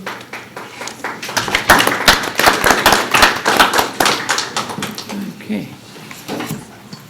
Next presentation, the strategic plan update. Yes, thank you, President Ross. Hopefully I will be brief, and I apologize for continuing this dialogue. But it's an important document, as Susan mentioned, and our team, we understand the importance of this plan in terms of improving what we've just seen. So the Peoria Public School strategic plan for the 2016-2020, which is actually, it's a 5-year plan, is the result of months of work by our community, by our parents, by our students, staff, and actually by you, the Board of Education. I would say we've had unprecedented collaboration to guide this process and to actually take our district from good to great. I'm really grateful for all of the time and energy and hard work and creativity given by so many who were involved in the development of this plan. And so this is, again, it's an update and a report for additional feedback. The goal is to bring a document to you for approval in January. And we all know strategic planning is known around the world, and it's a best practice when it comes to planning to move organizations from really in an upward trajectory, or I usually say to make it good to great. So as you read through, and many of you have read through this document, you will find that the plan is we would say bold. There's some bold expectations, and we do have to, looking at where we are currently, we have to do things differently, and we have to be bold with our proposed activities. So it is, and it will be, once approved, it will be a living document. It will provide goals and targets and actions, and I love the measures in the back, those 2 pages. in the back of the document, which will sort of give us a sense of how we're progressing over the next 5 years. So I will say I'm optimistic. We're well positioned to make significant progress in the future, and we were, when individuals came to the table, we worked together. We asked individuals to be innovative, and we're going to be aggressive in terms of our implementation as we focus on educating and graduating our children for college, for career, and for life. So there are, and the nice thing also is we did not outsource this work. A lot of districts actually hire consultants to really do this work for them. We did not do that. Staff and I worked diligently on this plan. I came in, board, you gave me all the notes and the 9 goals, remember? And you said, take it away and have fun. And we've actually done that. We've worked diligently on this plan, and I think as a result of that intimate involvement, I would say the ownership of this work is really, really high. So thank you, team, for really collaborating and being enthusiastic about this planning stage. So there are, when everything was said and done, there are 5 goals, and there's some common themes. High standards, like Pillar 1 or Goal 1 has to do with high standards and rigorous college and career experiences, and then there's a system of support. Actually, we had a news conference with the news media today. A variety of them came in and they said, what were some of the things that you really like about this? What are some of the big ideas? And some of them, you heard Brent earlier talk about a huge focus on pathways and careers. So I'm really excited about that. Another piece that I'm excited about is Pillar 2, which has to do with the establishment of the Social and Emotional Office. This is very well needed. I think once we have that in place, we have the supports in place for our children who are most in need. We'll get a better handle on academics and actually provide support for staff. So I'm really excited about the possibilities with Pillar 2 and pulling our community, leveraging resources. There are a variety of individuals in our community, and so we're working in isolation and in silos, but sort of coordinating everybody and pulling everyone together. There's a huge focus on community schools. I'm excited about that. An intense focus on expanding career pathways. I like the focus on innovative schools. There's a piece about a STEM, or what we call STEAM school, science, technology, engineering, and we've inserted the A for arts and mathematics. So you've seen destination technology, the kids. I envision a lot more kids having that type of experience, and so they were so inspiring this evening. And then an aggressive plan, team, Susan Gobine and Marcy, an aggressive plan and focusing on improving the skills of our struggling readers. We've had discussions about that, we're working on that, but that's something that really needs to be done in an aggressive manner. So you've seen this, I don't want to take up too much time, but I don't know if you have any questions for me about that, because another piece that's tied in, so there's that piece, and it has been publicized on the website. It's on the website. We've gotten feedback from a variety of individuals, and we continue to change it. It's changed probably every day. We've gotten feedback, and it's updated, and so that's exciting. I would say the financial impact. I do have a document for you. The team and I would like to spend more time with it, so hopefully you'll get an update on Friday, and you can review that. But Just a quick reminder, it's, when we talk about estimated, we're focused on the financial impact, which is different than cost. So we're looking at a line in dollars. There could be there could be reallocation, there could be shifting of dollars, and there could be elimination of certain things.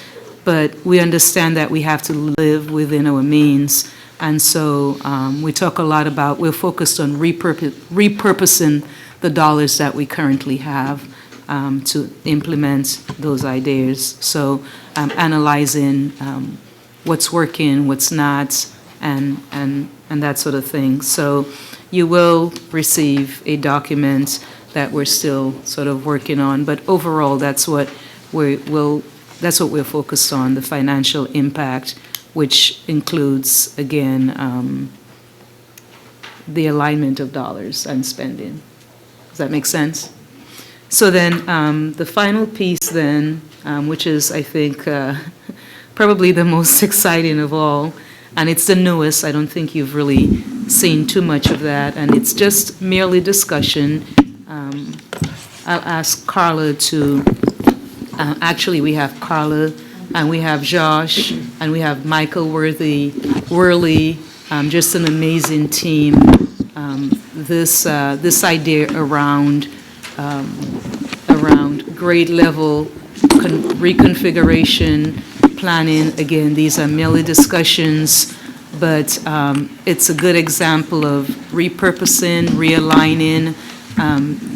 Ms. Adams from Journal Star wrote a nice article some time ago in reference, and we're all aware of, the what I call the jagged configurations that we have. Some of you may call it a quilt around the configurations, right? Or elementary configurations, for example. So we have some buildings that are K4, K5, K6, and a number of K8 buildings, and having a discussion around that, getting more alignment around that, looking more at K4, and Carla will talk to you about that. She'll talk to you about some ideas around 5th and 6th. She'll talk about some cost implication, and then she'll talk about a communication plan that we have, and then a focus on the manual region and some ideas around that, specifically as it relates to a 612 building. So, Carla, please take it away. Well, I'm excited to share our planning and discussion around school reconfiguration. First, the background. It's very loud. You remember all the way back, basically to January of last year, we had the public forums at the beginning of the school year, and it was a consistent topic within that. And the development of the district strategic plan, definitely, and as part of the superintendent roundtable discussions that we just finished, and then also as part of our budget program committee discussions. The call to action, as Dr. Karat had said, is that the grade level configuration is inconsistent throughout the district. What we mean by that is there's no clear pattern and there's ineffective student flow, as in we have pre-K through first grade, we have K through 4, K through 5, K through 6, 5, 8, K through 8, 8 through 12, 9 through 12. We have overcrowding in some of the buildings and then underutilization in other buildings, and of course a need for cost savings. The opportunity statements are that we believe that there needs to be a flow that allows students to enter and exit each school at the same point and be grouped in an effective way to better focus on teaching and learning. What we mean by that is currently we have situations where students are joining that middle school level at 6th grade and 7th grade as well as the 5th grade. That really breaks up the flow within that middle school when students are entering at those different time periods instead of all coming together in the 5th grade or 6th grade as a group and flowing through together. We have determined boundary realignment based on enrollment is necessary. And then we have a communication plan that will be essential for this process. And then, of course, the financial impact of all decisions must be measured. So let's start with the pre-K to 4 changes. It really all started with Thomas Jefferson. Between visits and discussion with staff and administrators, we really realized that the school is very overcrowded, and we also have that pod there that costs $40,000 a year. We'd like to remove that, and we'd want to change this building to a K-4 building. In this way, it can hold the enrollment. The 5th and 6th graders would just go on to their home middle schools 1 or 2 years early. Those schools would be Sterling, Calvin Coolidge, and Rolling Acres. We also want to research moving the Thomas Jefferson Special Ed pre-K classrooms, which there's 2 of, over as well to Valeska in order to group those students with like-aged other students. I have gotten some feedback from the special ed director at this time, and she does caution us that we have to think about the staff that is attached to that group of high-need students. So there is going to be needed a lot more research in that before we would jump ahead with that plan. The other piece then is to reconfigure Valeska as pre-K only, something that's been talked about over the years, and sending the K and first grades to their home schools. What this would do is free up 5 classrooms at Valeska, 2 that could perhaps be taken by the Thomas Jefferson students, and then there'd also be 3 others where we could look at our waiting list and actually be able to serve more pre-K students. Then the next piece is Franklin. We would want to remove the 5th grade from Franklin. This will allow students to funnel from Glen Oak, which I'll be discussing in a minute, and the 5th grade students would move to their home middle schools again 1 year early, and that would be Sterling and Calvin Coolidge. And this would make Franklin a K-4 building as well. One thing I wanted to say before we go on to another slide, talking a little bit more about the K-4 versus K-5, that we've had a lot of discussion on that with the curriculum director, the idea that the curriculum breaks naturally at 5th grade. It makes sense for that K-5 and the 6-12 type break. But at the same time, we have to pay attention to our building capacity. Again, there's a sense that 5th graders are young, but we have to think about transitioning. And if we can get them into the middle schools, and most are doing a great job of, in some sense, separating, but at the same time, getting the students transitioned into the middle school, the full middle school program, changing classes, the lockers, and all that's part of the middle school program. Yeah, and Carla, that's one thing. I've spoken at Parent University, and through some of the roundtables that we've had, a number of parents have talked about their preference for the K-5 configuration, and we really looked at it and tried to accommodate, but just looked at the buildings, and many of those elementary buildings cannot accommode, Whittier couldn't. We have Charter Oak. Charter Oak, Northmore Mm-hmm. can't absorb 5th graders, so I just kind of wanted to mention that we really looked at it and worked really hard on making that work. I think that need then of matching up this, as many schools as we can, then into that K-4 because of the building capacity, K-4 and the 5-8 and 9-12, and again, that idea of flow, so that's what it was about. Thanks. Okay, then let's move on to the K-8 and middle school changes. Glen Oak would become K-4, absorbing the Lincoln students, and again, the Lincoln students that are K-4. But this gave us another area or opportunity to excel because that would put the students at over 1,000. So we need to transfer approximately 150 to 200 to Franklin, and shortly we'll be showing kind of a map on this, what this means, and then transfer approximately 40 students from Cityscape area to Roosevelt.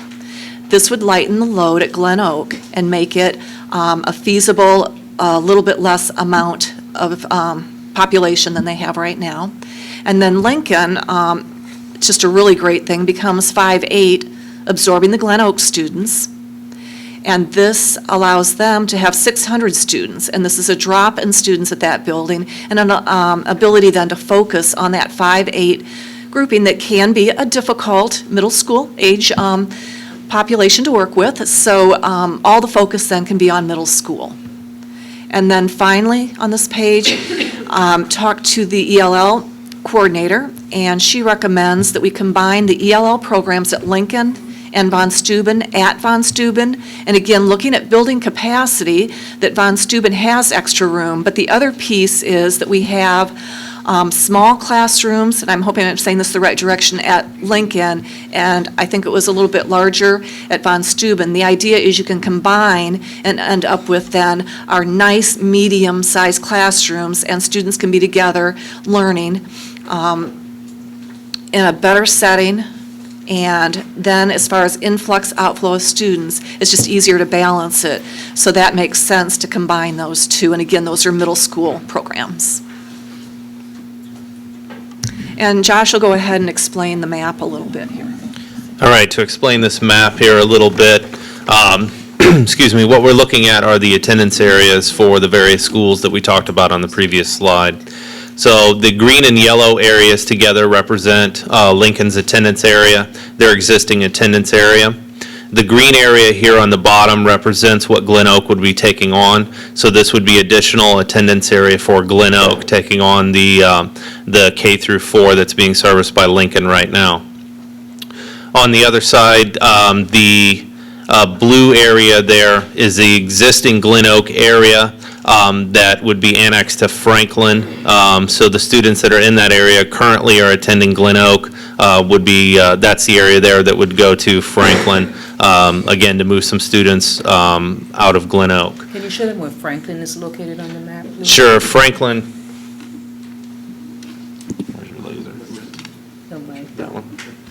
Franklin is going to be right in this area here. So it's about a 5-minute. Yeah, right in this area here.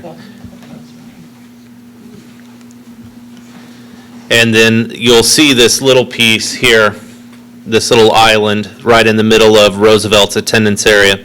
These students are currently attending Lincoln, and the idea is to move these students from Lincoln back to their home school, which would be Roosevelt.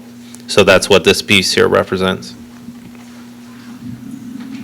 Is that the cityscape? It is cityscape. Mhm. That's correct, that's the cityscape area. Okay. So, okay, because we've still got kids going from River West all the way. We're discussing that next. Okay. You're just rushing me here a little bit. Okay. Then moving on, let's talk about the K-8 and high school changes. Option A, which is what we are backing at this point and think would have the most value for the students of our district, would be Tree Win being K-5 and Harrison being K-5. The 6th, 7th, and 8th graders going to a middle school program at Manual. It would be completely separate. It's going back to a few years, back to the SIG days where that money kind of went away, but it was part of that planning process. So having that group of students be able to be in their own area at Manual, and then the 9th grade would move up into that more the high school area. And again, this would be the plan that we think would fit best for our students in that area. A big piece of it is you're going to more fully utilize Manual High School or Manual Academy and the area we have in that building. And then it's going to open up Tree Win and Harrison to do more of the community programs that we're talking about, that Harrison was to be a community school. So it just gives more opportunity, and you'll see again on another slide how that shrinks the sizes of buildings and makes it more possible to do the other things that we want to do. Then there's option B. Tree Win would become K4.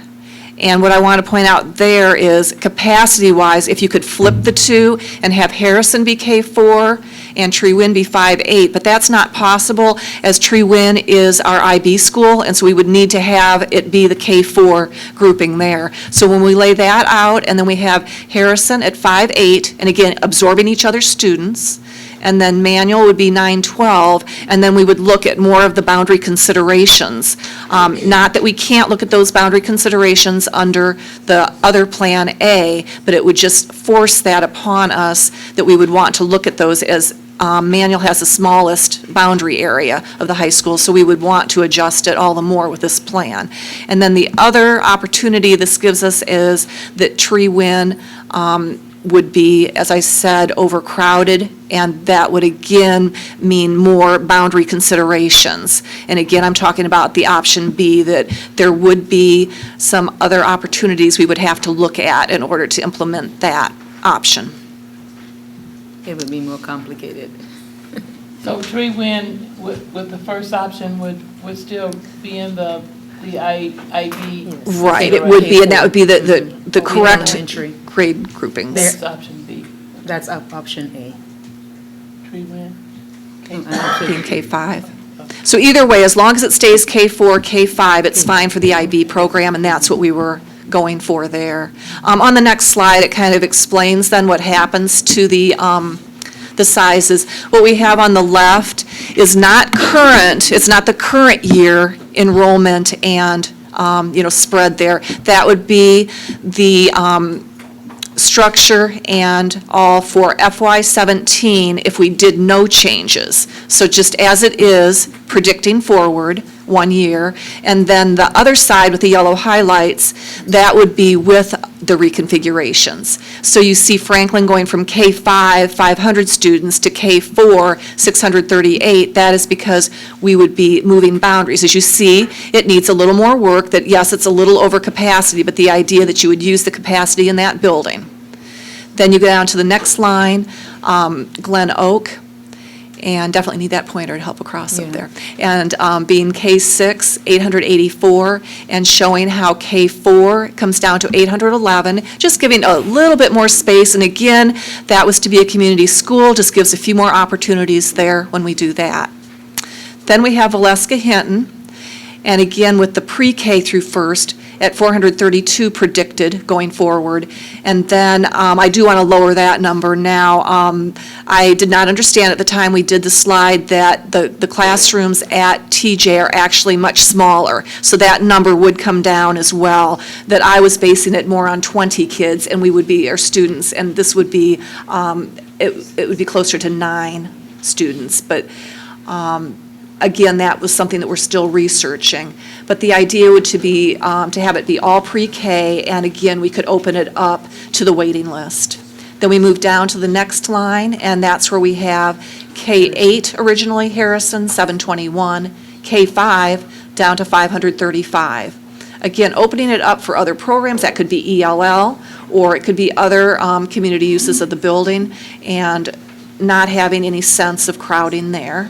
Then I'll jump down again to the next yellow highlight, Thomas Jefferson, which started it all at 620 is what we were looking at for the new year with no changes, and down to 460, being a K-4 building for the next year if we did our restructuring. Then we'll jump down to Tree Win, K-8, 439, K-5, 310.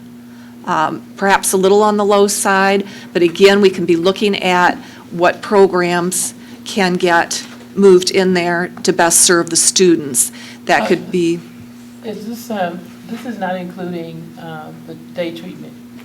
No, this is, I'm sorry, this is just sticking with the regular ed right now. So, and that's true. Thanks for bringing that up. That was a concern as well this current year, that day treatment is feeling crowded. It's just a tight space. So this would open up and allow them to have the space they need. Thank you for mentioning that.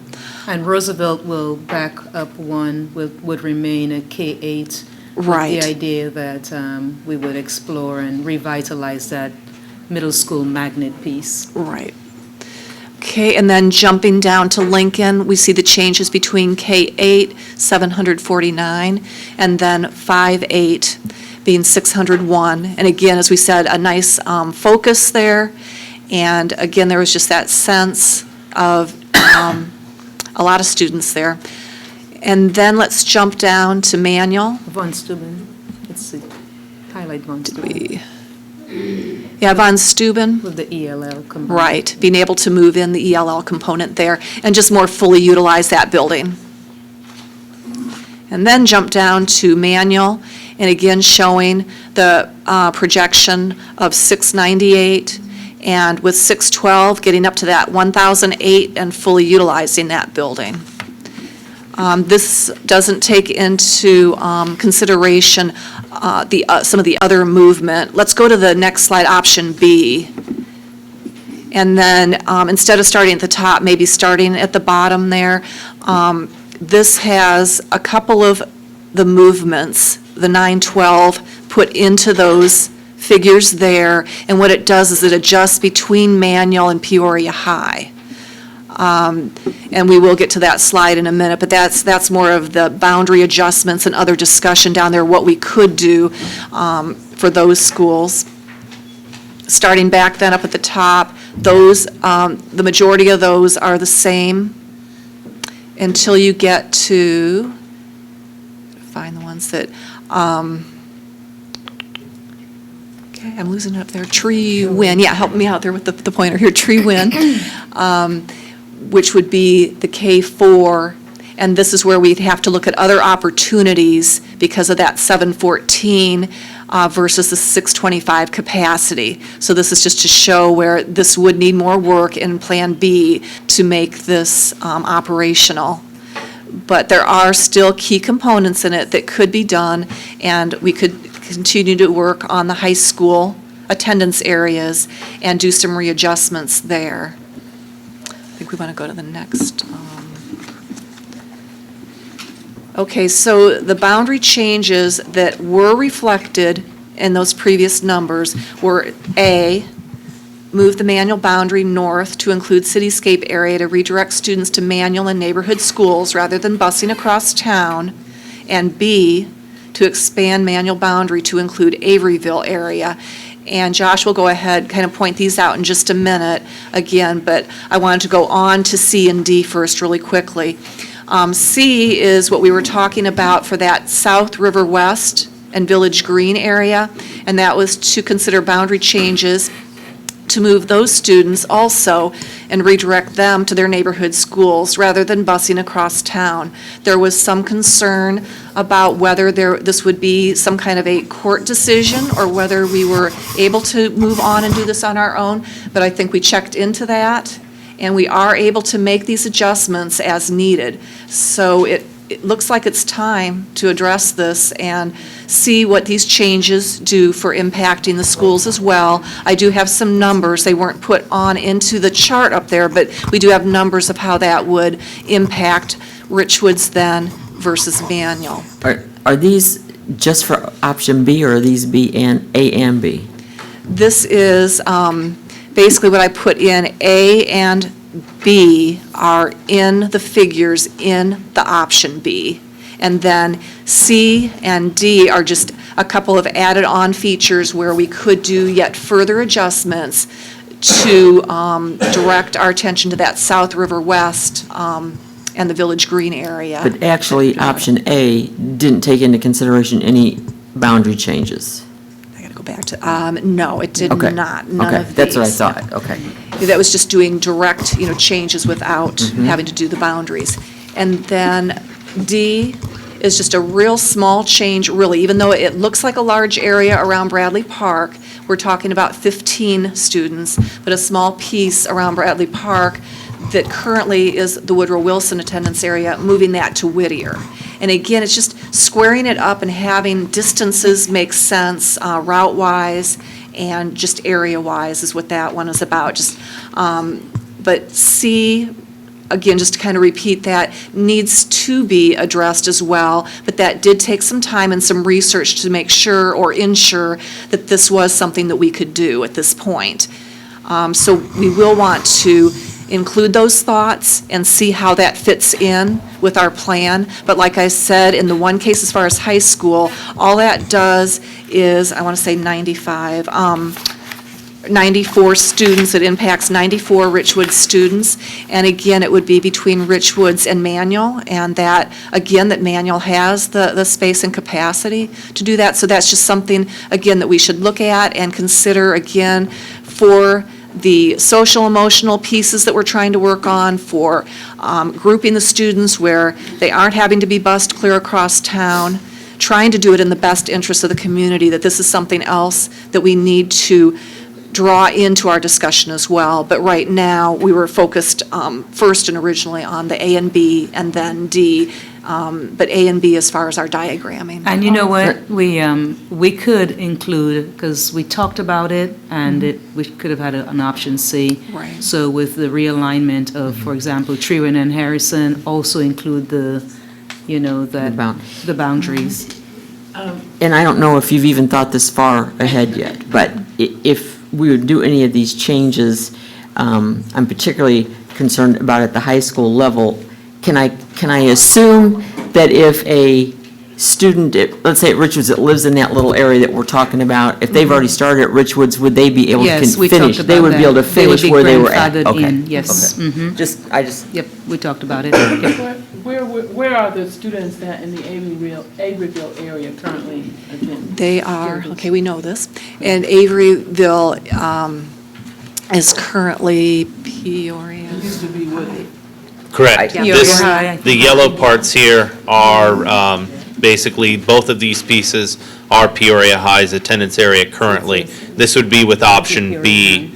Option B would look at realigning Manual's attendance areas, and basically Manual would take this swath here. Manual's located here, so we would be taking this area around Cityscape, which is currently Peoria High, and then the Averyville area here, which is also currently Peoria High.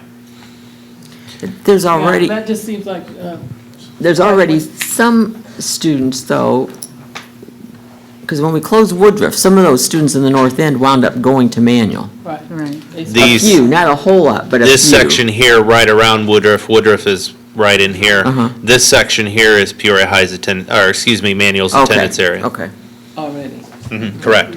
Yeah. That's Manual there. Now, with option A, you wouldn't necessarily need to do this, but it's still, it's areas that we can address. You wouldn't necessarily have to do the boundary adjustments. Any other questions? There's more. Yes, there is more. The blue area here is the annex area. This is the area in which are split between these schools here. So these, this area is serviced by Thomas Jefferson, Keller, Charter Oak, Richwoods, Lindbergh, Mark Bills, and the largest pieces belonging to Northmore and Rolling Acres. These students are currently being bused. It's off the map, but these students are currently being bused to these schools. This area, we're looking at moving back to their home schools, which in this case would be Roosevelt and Manual for the high school. And then this is the last piece that, Okay. this is the last piece, the laser pointer quit working. Technology failure. Michelle. The green area there, it represents the area that is currently being serviced by Woodrow Wilson that would go to Whittier. It's basically around Bradley Park from Sterling on the hill, basically that area there, and then to the east toward Bradley Park, and it encompasses, I think it's 15 students in that general area there. And then we wanted to address the ethnicity by school. That had been a concern, again, thinking back to a court case of what does it do to the schools if you remove the south side group of students. And the left side is how the schools are currently. And then you look at the right side, and that's with the removal of the students from, for example, Northmore.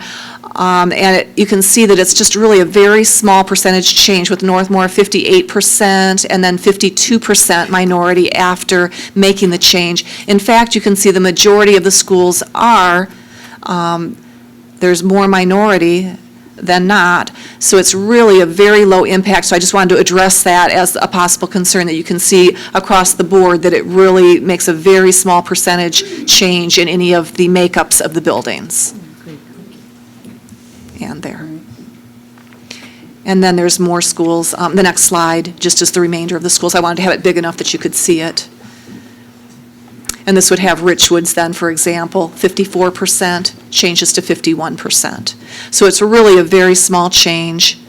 And as Josh has pointed out, there's 321 transported students at this point for, again, this grouping that we're talking about. Okay, then the third area we need to cover, of course, would be the financial impact. So what we hope to see here is program efficiencies, as I said, by bringing the grade levels together in tighter groups, that you would hope to have staffing efficiencies and perhaps changes to address the needs of the students that have been then regrouped into more, into groups that you can work with more easily. And then, of course, there's transportation. At this point, we want to say that the goal is to break even, but also then to find some savings by not having the routes as long as they currently are for many of our students. I'll let Josh fill us in a little bit more on that area. Just to interject, as we move forward, I would be interested not only in cost savings, but I'd be interested in future discussions.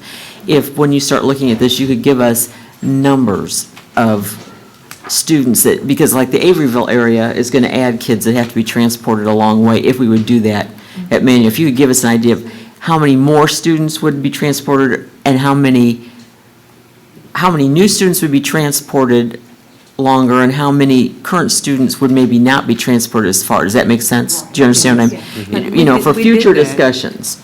I don't need that tonight. I have some numbers. Okay. Michael and I sat down and we took into consideration all of these changes, excluding the annex area. At the time we were crunching some numbers, that was not on the table. With all of these changes, the most important thing here would be to move some of our transportation resources around that we currently have. A big piece to this, especially for cost savings, is to move away from non-reimbursable transportation that we're conducting at several schools to reimbursable transportation. If we shift some of these resources around, we're looking at a change of approximately 2 bus routes. So adding approximately 2 bus routes for next year, and that's going to be worst case scenario that for next year. If we don't transition away from the non-reimbursable transportation, then we're going to add, taking into consideration the annexed area, we're going to be adding anywhere from 12 to 15 routes next year. Explain what you mean by non-reimbursable transportation. Non-reimbursable transportation would be transportation of students in ineligibility areas, or what used to be referred to as the walk area. There are 3 schools in which we transport all students regardless of their location. And that equates to approximately 11 bus routes. So moving those, and that's non-reimbursable. That's a cost that the district just absorbs. If we utilize those resources in this particular, to accommodate these changes, then we're moving away from the non-reimbursable into the reimbursable with really very little, if any, impact on the transportation. And so we're talking about the boundary changes. Taking into consideration either plan for the boundary changes for Glen Oak, yes. You're taking on a big piece of Lincoln's attendance area there, so there would be transportation there. But again, moving from the non-reimbursable to the reimbursable. Either option for Manual, either way, option A or B, really kind of broke even. But that is a general area where we are doing a lot of non-reimbursable transportation is in that area. Can I ask a question about the non-reimbursable? I know that we only transport now, what is it, within a mile and further than a mile and a half? It's a mile and a half unless the student lives across the hazard. Okay, but the non-reimbursables encompass who? Because isn't it very young children and students of special ed? It's Lincoln, Trewind, and Harrison students. We have students that live. Within a mile and a half? Yes, we have students at Lincoln riding the bus that live across the street. But they're not. Yes. They're not younger kids or not special ed, you're saying? Correct. These are regular division. They're K through 8 students, so there would be some young students, but in general, these schools are K-8. Yeah, so a downside would be some kids who were used to riding the bus within that will have to walk to school. And then we would have to notify parents ahead of time so that adjustments can be made. But that is a downside to it, and they're not reimbursable. Can you tell the history in terms of how the situation As far as Lincoln is concerned, when the transition was made from Irving, when Irving was closing and the students were being moved to Lincoln, we set up the bus routes so that we were transporting both schools, so that when the school closed, it was an easier transition for the students into Lincoln. Once Irving was closed, we were not allowed to remove any students from transportation. We were basically told that anybody who was on the bus was going to stay on the bus. Tree Win, I'm not really sure what occurred at Tree Win, but basically we received a phone call from the superintendent's office stating that all students would be transported. Harrison, we began transportation of Harrison students in the ineligibility area once Garfield closed. Initially, it started as one stop at Garfield to accommodate some students there, and that has transitioned into now transporting all students at Harrison. Transport them by bus even though they're less than a mile and a half from school? That's correct, yes. So around the corner? I'm sorry? Students that may be around the corner are taking the bus? Yes. Across the street. Yes. I would like to get a report on how many students walked, because tons of students walked it to Harrison and to Glen We're Oak. transporting I mean, they walk. within the ineligibility area. I'm going to assume 5 buses. That'd be a safe assumption. To Harrison? Because those are Yeah. young kids. That's what I'm asking, are they young or special ed? Because, I mean, kids walk. Is there anything special about the children? It's just that they went to one school and they had the bus and now they're moving, they still take the bus? There's no... Yeah, some of these decisions were prior to me being director, but I was in the office and I'm aware of some of the changes. But yes, that, to my recollection, it started as one stop at Garfield to accommodate some families, and that grew to transporting all students at Harrison. I think we probably need to check into that because you do not transport all students to Harrison. Well, all students are eligible eligible for transportation. Okay. Excuse me. I was just wondering because I have parents. I have a question, back up a little bit. On River West, the slide said, is South River West? What is South River West? There's probably across, there's two River West. River West area is here. This area, the area south of the River West, the apartments that are here at River West, and this area south of it is called South River West. And that is where? Is This- that on the other? This is MacArthur. That's by Urban League, right? That's across MacArthur, Urban yep, League. right across the street from the Urban League. Okay, for like that McBean area? and Correct, stuff? yes. And then the Village Green, which is slightly north of there, which is the Village Green area here. Okay, now, so right now, River West children are going to Richwoods and These schools Charter here, Oak? depending on their address, these schools here. So all of the students in that blue area are attending, depending on their grade level and address, one of those schools listed. So it's TJ, Keller, Charter Oak, Richwoods, Lindbergh, Mark Bills, Northmore, and Rolling Acres. Okay, so approximately on that River West area, about how many children are going to Charter Oak? Because I guess I'm looking at it because it doesn't seem to make a big difference in the numbers. 32 go to Charter Oak. That's it? Okay. Because when I looked at the chart, it didn't make It only made a difference of children by 2 or 3. Right, and when we just keep in mind the overcrowding at Charter Oak, just the idea that this can help with that situation, Okay. that's, over a classroom of children. Right here, the capacity is 500. 405 now. So would this correct Village Green, where children on one court goes to Roosevelt and the kids right across the walkway from them go to another school? Yes, it would. It would correct that? So it would bring it back to the neighborhood. Pardon? We said all Roosevelt. Back to the All Back Roosevelt? to the Roosevelt, yeah, so that everybody would be going to the same school together. Roosevelt, and then Manual for the high school. And it has the capacity also. Both buildings. Keller is the other school you were referencing. Yeah, across the court, they'll go to Keller. Right. Get copies of these. Yeah. I sent those to you. I thought I did. Oh, yeah.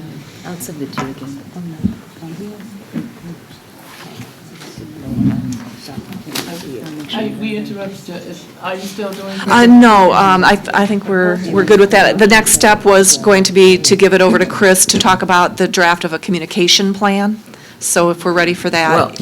Well, I guess it's not a question, but we're just opening a discussion, right? Right. And we Because just I don't want everybody out there to think that we've made this decision tonight, that any of this stuff is going to happen, because I call this part of the testing the waters phase. because we all know that everybody thinks we should make some of these changes as long as it doesn't affect them. So Right. we're going to hear from the parents whose kids don't get bused, we're going to hear from parents whose kids are going to have to change schools, and all that kind of thing. We So gave I just- you, we gave you some nice options, so Chris will share the communication plan with you, and then we'll throw it back at you and say, give us some direction. Okay. So tonight, we're really at the end of our testing the water phase. We started with our PTO council meeting with our 2 staff roundtables. Again, this came up back in January and February at the community forums as some ideas from the community. And then tonight, wanted to present you with the ideas we've been looking at and researching. And so this kind of ends this phase, and getting your feedback. And so working toward a plan, of course, to make this happen for next year. We have a lot of deadlines to meet. And so we really want to update staff beyond the staff that were at the staff roundtables. And that was feedback from our principals. They really wanted us to put out some staff communication so that they were aware of what we're thinking and answer questions up front here. And so we want to reach out to them. We also want to reach out to families at the beginning as soon as people return from the holiday break. Through a letter or communication. And then we're also planning on doing our community mailer. Last year, we did that at the beginning of December. We held off on that this year and plan to do that in January. In addition, through the months of January and February, Dr. Carrot has told the principal she would make herself available to any PTO meeting to get feedback, hear from families, hear concerns, hear what they're thinking, especially to those specific affected schools. And then, as far as staff recommendation and planning, we would need to hopefully hear from you an official word on how to move forward by the end of February. We do our staffing in March, and so that would be an important factor in staffing. In addition, sending out parent letters with boundary assignment and busing information upon completion of spring break. I did pair this with our choice process starting in April, just because of the fact that Mrs. Wolfmeyer brought up allowing those families that have attended Northmore and Rolling Acres and Richwoods their entire career, allowing them to be grandfathered in and allowing them to continue in working, and the choice process is already set up to foster that. And then staff movements and reconfigurations happen over the summer. And then Monday, August 15th, also tonight on the agenda is calendars for the next 2 school years. And Monday, this year our staff event would be on a Monday. A lot of our schools have had back to school nights on that evening of the staff event and have seen great success with that. And so I've asked for the principal's feedback on having a district-wide back to school event that night for families as well, so that everybody can get into their schools before school actually begins.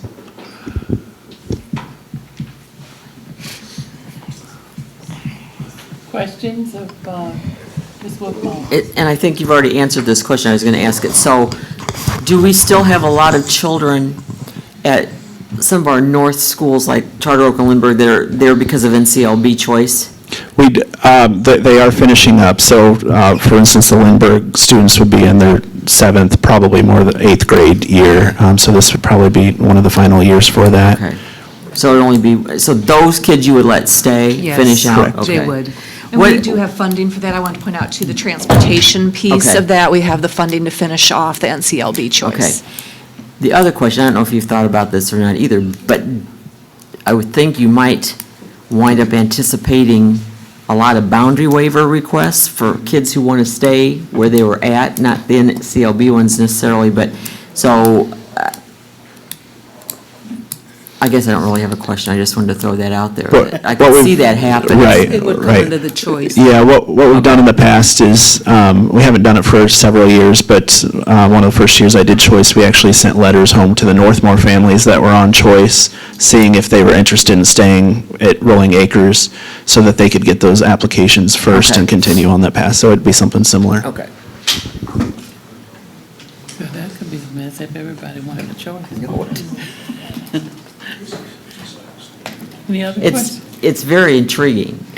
And when you first started, my first thought was, I really don't want to mess with boundary changes, but then when you start thinking about what that can do also for something, it's very intriguing. It's a lot to absorb and think about.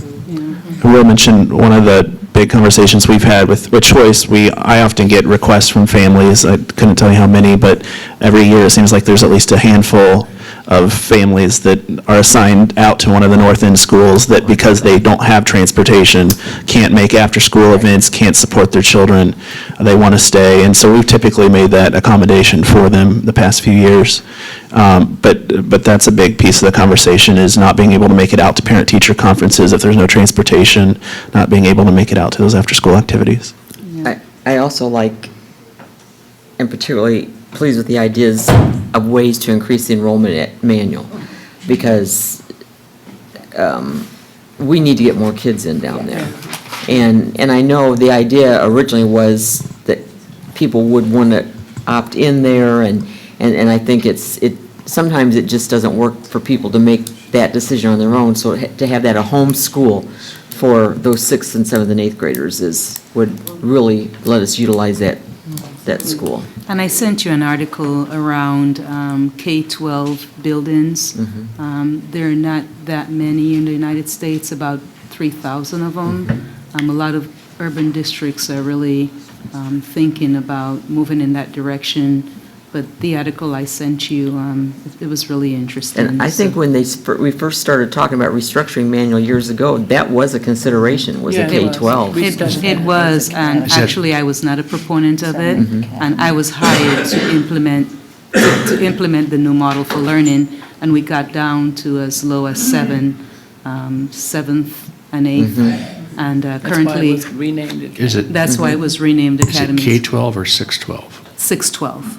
But what I'm saying is, when it was first restructured years ago, the thought, we considered a K-12 at Manual. K-12, okay. Yeah, so in terms of the boundaries, we were sort of cautious and didn't want to tamper with areas that were effective and they were working. And so if you noticed, most of the activities are really on that Manual region area to make it a little bit more robust. And so that's the plan out there. I'm glad of that, because I was really looking at the numbers at Manual, and I'd really kind of like to see that building really utilized much more than it is right now. Yeah. Question? Yes, I noticed the capacity numbers you had for Peoria High and for Richwoods. And it says right now Peoria High is at about 50% of capacity and Richwoods at 63%. And every time I've been in both of those buildings, they seem a lot more full than those numbers. Are those capacity numbers, not in that specific situation, but are we really confident in the capacity numbers we have for all the buildings? Yeah, we've had this discussion, and Eric He's going to work with Roger Anderson. He has been out, but principals will say, hey, that's not absolutely accurate. So we're working on those. We're aware of it, and Roger has his work cut out for him regarding that. And some of those rooms were, they're no longer classrooms. They may have been converted to, for other usage. And so we're working on that also. Yep, thanks. Thank you. Is that the only? Right, Eric Bush? Yes, ma'am. Other questions, comments? I think this is going to be interesting process, and I'm really interested in knowing how all of this is going to fall out, if you will. In terms of timeline, I hear you talk about timeline and what needs to happen when. What would be the next step, Dr. Carotton? You'll wait for any comments or suggestions from board members, or what are we talking about in the way of timeline? Kind of a drop dead kind of. Well, Chris gave a timeline, but Ms. Wolfmeyer would like some feedback. I would love to continue to have conversation with our families, our teachers, PTO. Jeff and I have, Jeff may have some ideas for me. I know we've had a conversation about this. So again, just getting a feel for how people are feeling about, overall. Because you're always going to have, people on both sides of that. Right. But I was just wondering. Right. And I guess that's my question. I want to make sure that others are involved in this process, even parents and the union, and to really kind of look at this whole thing before. And I think if I remember correctly, you had a meeting with all principals. Right. And discussed, some of this with the principals, the current principals, right? Yes, ma'am, and I've offered myself to the PTOs. I would love to have a conversation with them. And I mentioned to the principals at our meeting last week that, I'd be happy to attend those and have a conversation with parents around this idea. Okay. And definitely staff also. I know their staff have some questions, and because if it's approved, individuals will be impacted, right? In terms of moving from one building to another, that sort of thing. So, yep, there's still lots of conversation to be held. I just wanted to make us aware that, we need to put some kind of time into it to make sure that we finalize it within a period of time that it can absolutely be still implemented if necessary. I think you was looking at February? Looking at February. Yeah. 60 days. It's right around the corner. Okay. Yeah. So, Now, do we have this in like an Excel or something so I can print it off?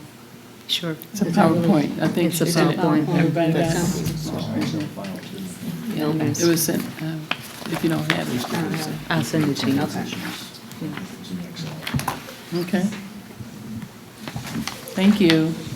Thank you.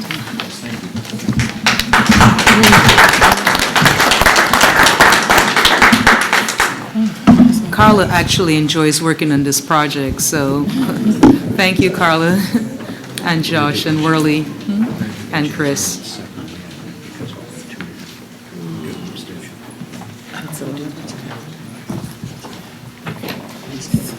Okay, next on our agenda is the approval of minutes. And I'm going to separate them out. The approval of minutes, I need a motion to approve the minutes for November 16, 2015. I would move the approval of the November 16th minutes. Second. Okay, would you please call the roll? Mrs. Costa? Aye. Mrs. Jackson? Yes. Mrs. Wolfmeyer? Aye. Mr. Adler? Aye. Mrs. Butler? Aye. Mr. Boyd? Aye. Mrs. Ross? Aye. And next, I'd like to have approval of the minutes for November 23rd, 2015. I'd move approval of November 23rd minutes. Second. please call the roll. Mrs. Costick? Aye. Mrs. Jackson? Yes. Mrs. Wolfmeyer? Aye. Mr. Allen? Aye. Mrs. Butler? Abstain. Mr. Floyd? Aye. Mrs. Ross? Aye. Thank you. We're now at the place on our agenda that provides an opportunity for the members of the community who wish to address the board. As you know, we are volunteers elected by you to oversee the development, implementation, and maintenance of a quality education for the students of Peoria District 150 schools. The board welcomes your comments and suggestions related to this goal. Recognizing that we all have our First Amendment rights of free speech, we ask that your comments be focused on those issues within the board's authority.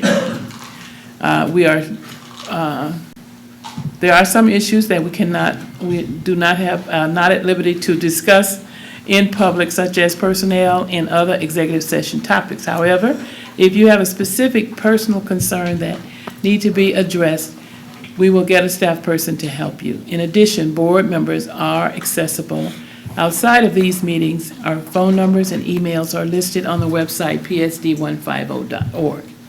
We realize that 3 minutes may not be enough time for some of you to express your thoughts, so we've installed a comment box for your convenience near the door.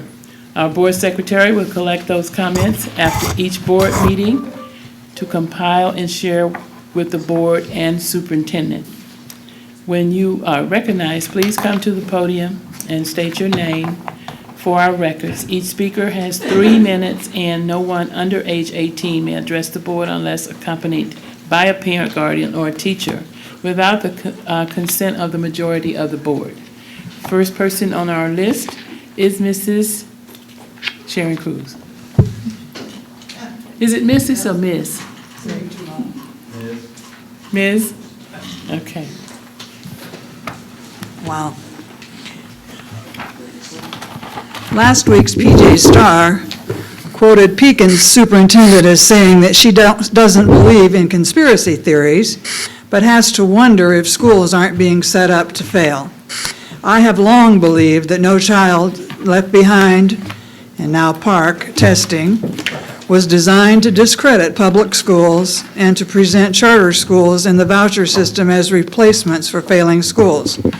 My suspicions were confirmed when Jeb Bush, in a recent campaign speech, bragged about his role in encouraging charter schools and the voucher system. The ulterior motives of testing were obvious. Teachers and schools were judged and are judged by the scores of students who had nothing to lose if they failed the tests. Without consequences for poor test scores, students had no incentives to try harder. Only the most competitive students care enough to try. More significantly, the wrong comparisons were made. For instance, the test scores of the previous year's juniors are compared with those of the current year's juniors. The same group of students should have been tested before and after their junior year to see if individual students had learned. That data would also have revealed the real accomplishments of teachers and thus the schools. No Child Left Behind was not interested in fairness, just data to indict public schools. Furthermore, there was no measuring stick for 9th, 10th, and 12th grade teachers or for teachers of subjects other than English and math. I believe we gave No Child Left Behind too much credence and power by running scared from all the threats to take over our schools, an empty threat that I believe was never carried out. Also, testing used up much of our education money through the cost of buying and administering the tests. Many new cure-all companies sprang up to line their coffers with promises to help schools raise test scores. These promises certainly didn't yield any fruit in District 150. I believe that if the district had not spent so much educational time on pre-testing and preparing for the tests, students would not have done any worse on the tests. In fact, they might have done better, because teaching to the test took away time from more interesting course content. The competency test District 150 created years ago was more effective. It was not that difficult, but did require effort on the part of students who had not mastered the basics. Students could not graduate without it. Therefore, they took it seriously. The federal government seems to be backing off its role in rating schools and teachers to give states and local boards more power in choosing testing programs. Hopefully, there will be important changes Thank you. that will limit time and money spent on testing. Thank you, Ms. Williams.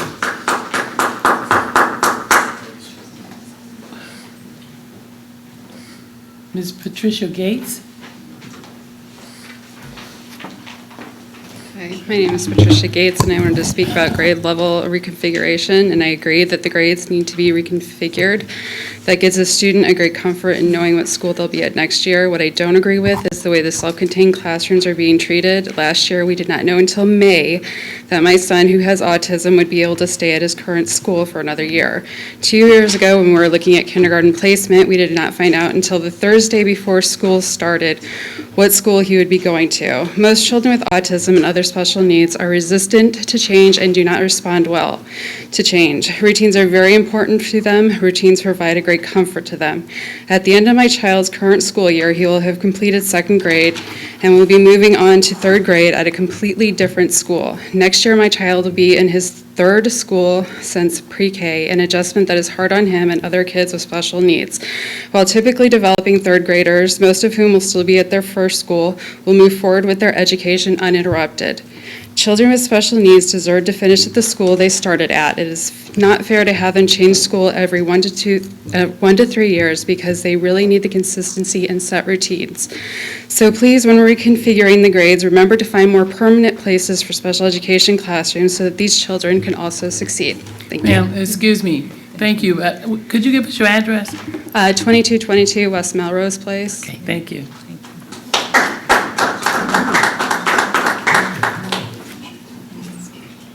Mr. Terry Knapp. Welcome. Yes, thank you, Dr. Karat, and your staff for tremendous presentation. Ms. Wolfmeyer, you understand what should have happened 5 years ago before you closed Woodruff? This would never have happened had we had a presentation like this and had the community give some input. You never even went out into the community. You simply closed Woodruff. Now we have a charter school with 36 seniors. 36 seniors, 53 juniors, and all of a sudden, 90 freshmen. How did they get 90 freshmen? I thought they were supposed to have 75 students per class. It's out of control what we're allowing to happen. It's out of control that we're allowing people to move kids from here to there and all over the place. Now we're going to move the Woodruff kids to Manual. Are you kidding me? Why is not reopening Woodruff as a possibility on the agenda? Why is not closing Quest Charter School on the agenda? You need to look at all of these things as the compilation of the whole, not parts. Like to go on. No Child Left Behind. President Obama said it's dead. I told you 10 years it was going to be dead. Your students from the Destination Technology Academy could have told you it was going to be dead. Common Core is going to be dead. I stood here and told you, go to the 2 meetings, one at 5 Points and one down at the Gateway Building, and listen to the national people rail on Common Core, rail on the park testing. Nobody wants this. Trump constantly beats Bush over the head with it. He says, you are the champion of Common Core, and you are the champion of charter schools. Why do you think Bush's numbers are where they are, 2 and 3%? Are you kidding me? No conservative person wants that. If you analyze Common Core, it's a pathetic choice. We should never have had it, period. Thank you, Mr. Knapp. Savino Sierra. Mr. Sierra?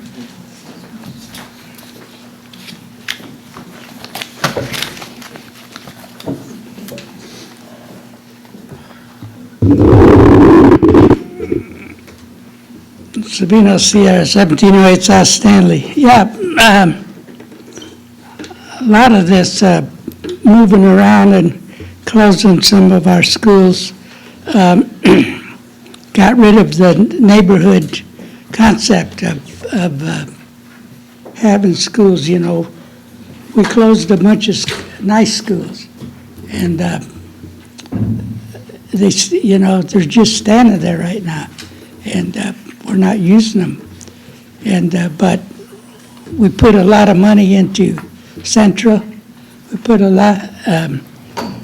We're helping support these Quest. You know, I was against that too. You know, and whoever, whichever board members supported that, you know, it was wrong. It was really wrong. And I listened to some of the plans that we have right now.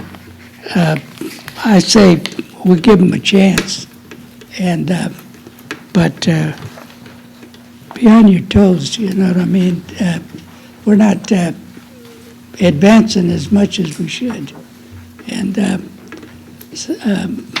so we got to find out how to run things better. I have confidence on our pro tem superintendent right now. And like I say too, we're wasting our time looking for somebody to come in and tell us they're going to do this and they're going to do that. And you people voted on the last one, and we didn't get nothing out of that. We're moving along here now, steady, and I don't see why we have to try something else. You know, let's stay with our people here, our people here in Peoria. We don't need somebody to come in from some other place and tell us how to run our organization. So I'm willing to give these new programs a chance.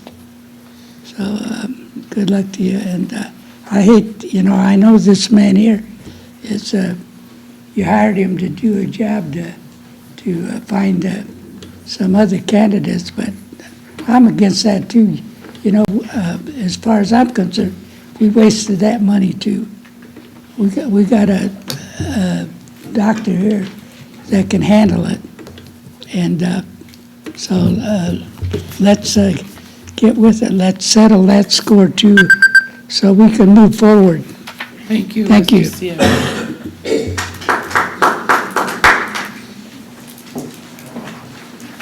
Any response to audience comments?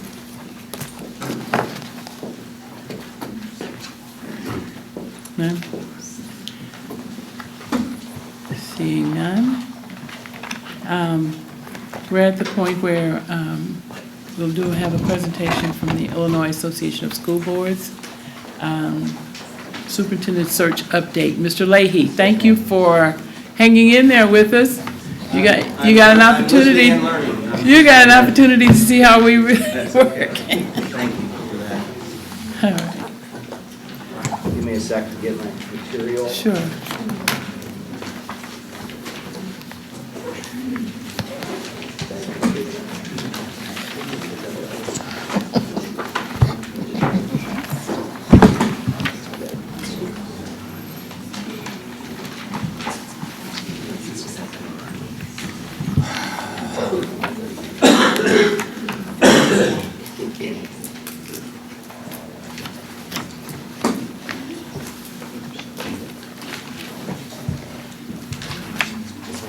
While the nice young man is passing out the folders and their names are on them, first thing I'd like to do is President Ross and board members, and also Dr. Karat. I want to compliment you guys and thank you so much for the hospitality afforded me last week. I was here a couple of days, and I appreciate meeting a lot of staff and a lot of community.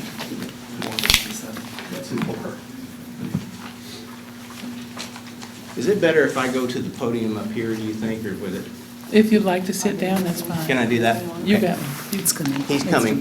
He's coming.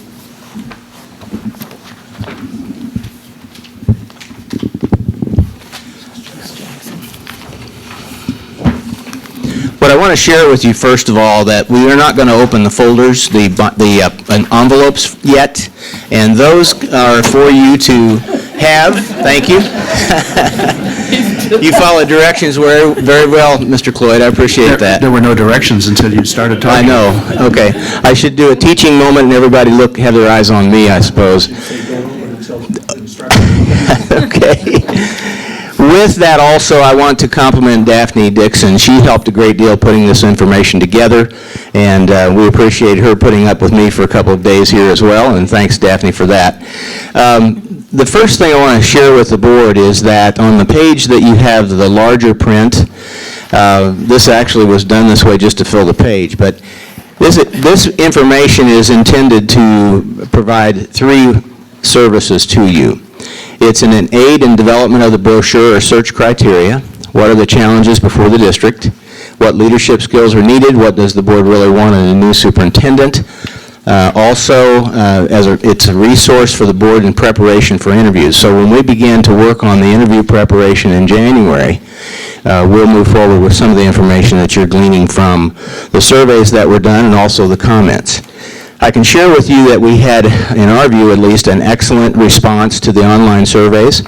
We had 990 individuals access that survey. They're in fact in the envelope that I would not let you open. There are 54 pages of comments from the public in both the piece that I did interviews with them and the staff and the board, and also then on the online survey. The bulk of it came from the online survey. The reason that it's in this envelope is that there are people's names mentioned, and it's employment of personnel, and with that, that's confidential.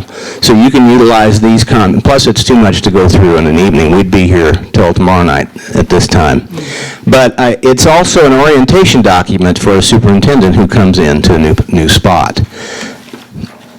I want you next, please, to move to the document that is the actual brochure. And know that that is the 8.5 by 14 document that we have developed through the general information of the district form and also the surveys done and the interviews that are done. On what I call the first page, you'll notice on the left column, there are 4 columns on each sheet. It's financial data, it's about the Board of Education, and the piece that is identified as ideal candidate, I'll share with you that those bullets came from the work that the surveys found from the top traits of the board, of the staff, and of the community. I can tell you that 7 of these first ones were on all 3 groups' top list. And then the next 2 were on the top 2 lists. What I'm sharing with you is that the first primary trait that you're looking for is someone who acts with integrity, fairness, and an ethical manner. And you can read these yourselves as you go down the line.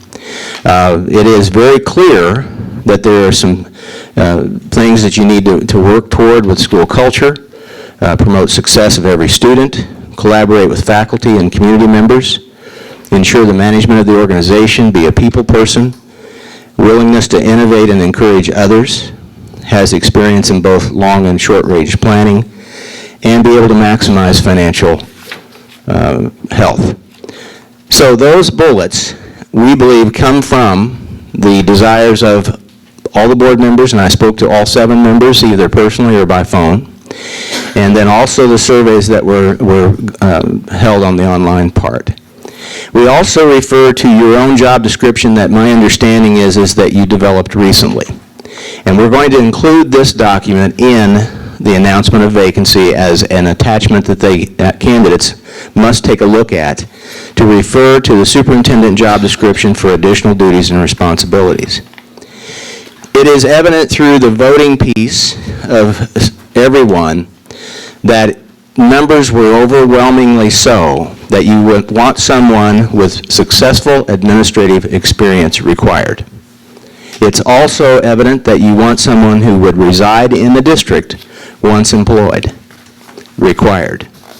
You had some numbers that didn't all vote for that, but it is very clear, and you'll see those in the document on the page 4, which says survey results. So you notice that the board voted 6-1 as the previous experience and 6-1 in the residents. And while the staff voted 251 in favor of previous experience and 279 no, living in the district 103 yes and 127 no.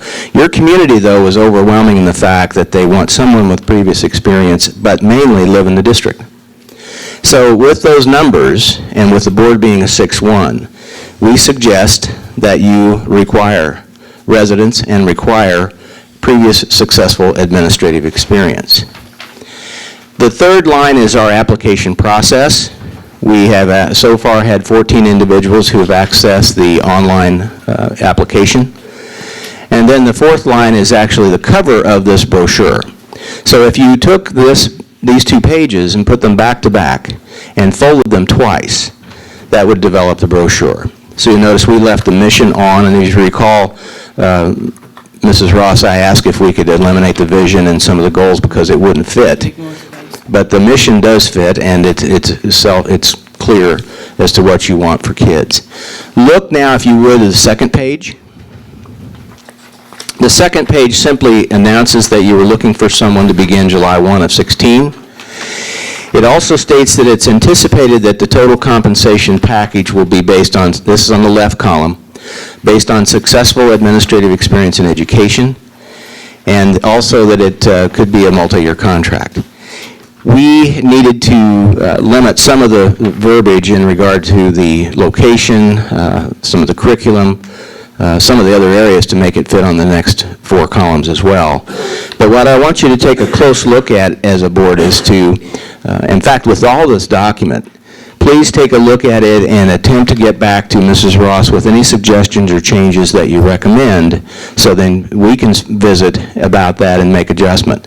We want to have this in place before the end of the week. This document will become a PDF file and distributed to the candidate pool. They'll be able to see it. And it's your story. So at the timeline, we believe that we can close the deadline on January 11 at noon. You would be presented candidates in January. We would do interviews of the top 12 or 15 or 10 or however many we choose by our staff interviewing them. And then you would interview, the candidates would be in February for the board, for the committee and board to interview, and a new superintendent appointed by mid-March. So I've kind of gone through this pretty quickly, but I think that the key, first of all, is to ask of you if you have any questions, and know that this particular document, the brochure and your job description, will be what candidates are looking for so they can begin and complete their application. The other pages in the envelope will give you some clearer picture of some true issues, some opinions, and your community has not been bashful about sharing that. So with that being the case, you're going to get a lot of good information from this. So before I conclude or such, any questions of me? Anyone have any questions based on what's been presented?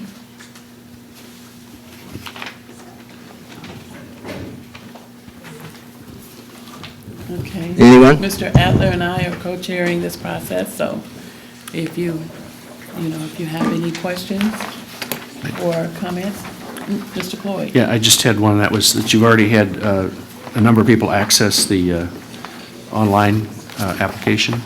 I assume they download an application and then resubmit it at some point. What they do right now, Mr. Cloyd, is that they create a login password into the online tool. Okay. And that's how that's the access. Okay. They don't download information or anything. And then what they'll be required to do is to upload their application letter, their resume, transcripts, proof of certification, licensure, and references. And the application online piece will be there as well. Okay. Thank you. Okay. So it's my understanding, until this is published, people won't know. That's right. How to apply. We ask of them to, yeah, and there's plenty of time for that. If we're looking at about 4 weeks to have it closed. If someone could begin the end of the week or next week or whatever, they'd have plenty of time to complete that. So once they see the ideal candidate part, and the other key to this is on the second page, as I call it, which is on the right column, they're required to provide statements or responses to the 7 items on the right column. Experience in curriculum, experience in finance, with monitoring goals, building and sustaining relationships, working with a diverse population, ideal candidate section. They read those bullets to tell us how they believe they're a match for here, and we screen against those statements. Plus, are they aware of the residency requirement?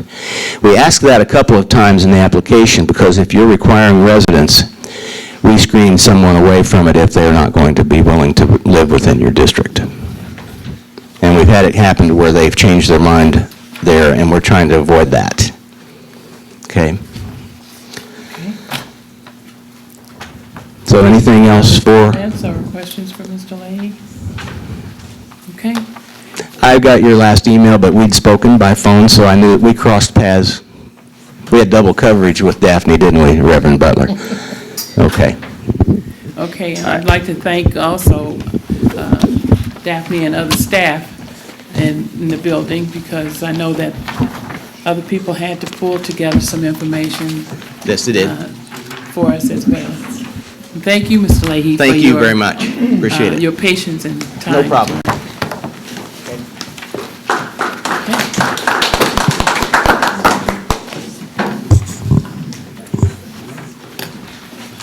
Safe travels if you're not going back to Springfield.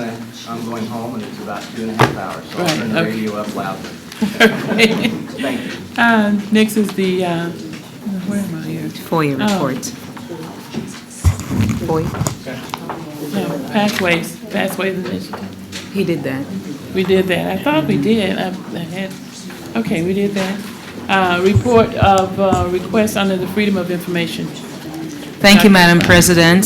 Since our last board meeting, report on November 23rd, we received 2 new Freedom of Information Act requests. Of these new requests, 1 was filled. There are 5 pending requests noted on the November 23rd board report. 4 of those requests were filled. So since January, we have received 107 requests for this calendar year at a cost of $5,305.89. Thank you. Proposed expenditures over $2,500. Anybody have any questions on that? Of Mr. Bush?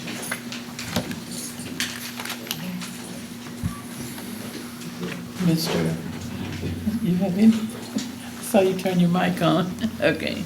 Just getting ready. I'm getting ready. Okay. It's been a long night, I know. Consent agenda. Mr. Cloyd. Thank you, Madam President. Tonight's consent agenda consists of the following items. Number 1, gifts to the school district. This meeting, $3,680.44. Year-to-date, $65,215.19. Proposed action is the following donations be accepted and letters of appreciation sent to the donor or donors, including $50 by Carol Lavick to Washington Gifted, $100 by Siobhan Fennell to Washington Gifted, $100 by Kroger Foods to Glen Oak, $150 clarinet by Rita Ali to the 150 Band, silverware valued at $150 by Mr. and Mrs. Lindholm to Woodruff Culinary Arts, 500 ice cream cups valued at $206 by Prairie Farms to Ridgewoods, cash donation valued at $505 by Richard Brooks of OSF to Jameson, a Theradapt stander valued at $1,134 by Amber Thompson to Thomas Jefferson School, and a gate trainer valued at $1,285 by Amber Thompson to Thomas Jefferson School. And thank you for those gifts. Item number 2, payment of bills. Item number 3, the Human Resources Report. The proposed action is the appointment, employment, compensation, performance, resignation, retirement, or discharge of an employee. Item number 4, payment for travel. Item number 5, Bradley University contract. The proposed action is that the Board of Education approve contracts with Bradley University to host a staff event on Tuesday, August 15, 2016, and Monday, August 14, 2017, as well as high school graduation events on Saturday, May 20, 2017, and Saturday, May 19th, 2018 at Renaissance Coliseum at a combined cost of $12,000 plus some additional operational expenses for each event. Item number 6, temporary approval and payment of bills. The proposed action is that during the period between December 14, 2015 and the next regular school board meeting, the interim financial officer is giving full authority to approve and pay all payments, any payments due and owing by the school district, which in his judgment is in the best interest of the school district, require payment prior to the next regular school board meeting.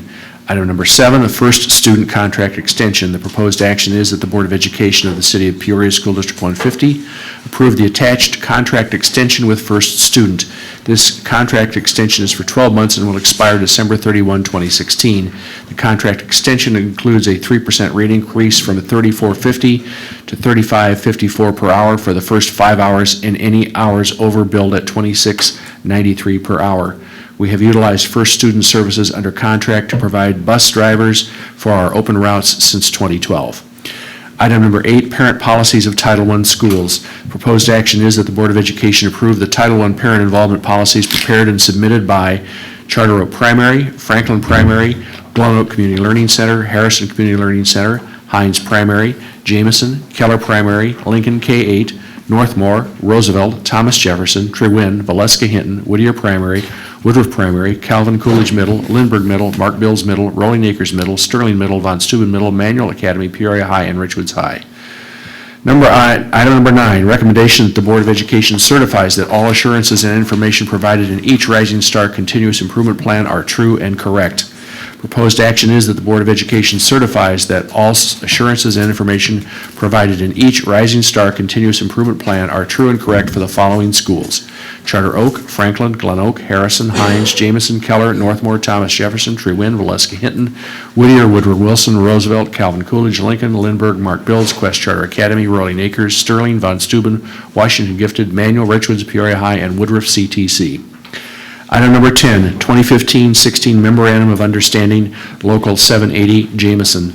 Proposed action is that the Board of Education approve the attached Memorandum of Understanding. This Memorandum of Understanding, MOU, is entered into by the Board of Education of Peoria Public Schools, District 150, Peoria County, Illinois, known as the Board, and the Peoria Federation of Teachers, IFT, AFT, AFL, CIO, Local Number 780, the Union, to resolve any disputes between the Board and the Union as a result of the failure to strictly follow the timeline set forth in the District Evaluation Plan when evaluating teachers at Jameson School during the 2015-2016 school year, known as the teachers. Item number 11, the 2016-17 and 2017-18 school calendars. The proposed action is that the Board of Education adopt the attached 2016-17 and 2017-18 school calendars for all district schools and Valeska Hinton. And that concludes the consent agenda, Madam President. Thank you.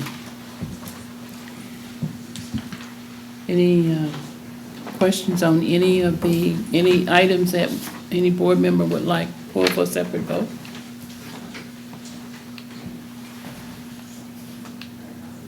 Discussion. Okay, well, we got to get a motion and a second first for the discussion. Second. Discussion. In regards, first. I don't think they can hear you. Is your mic on? 7, item number 7. Number 7. I think what I'd like to know is, with a year's contract with first student and the possibility of the reorganization, us being tied into a year contract, if there's going to be a change in transportation.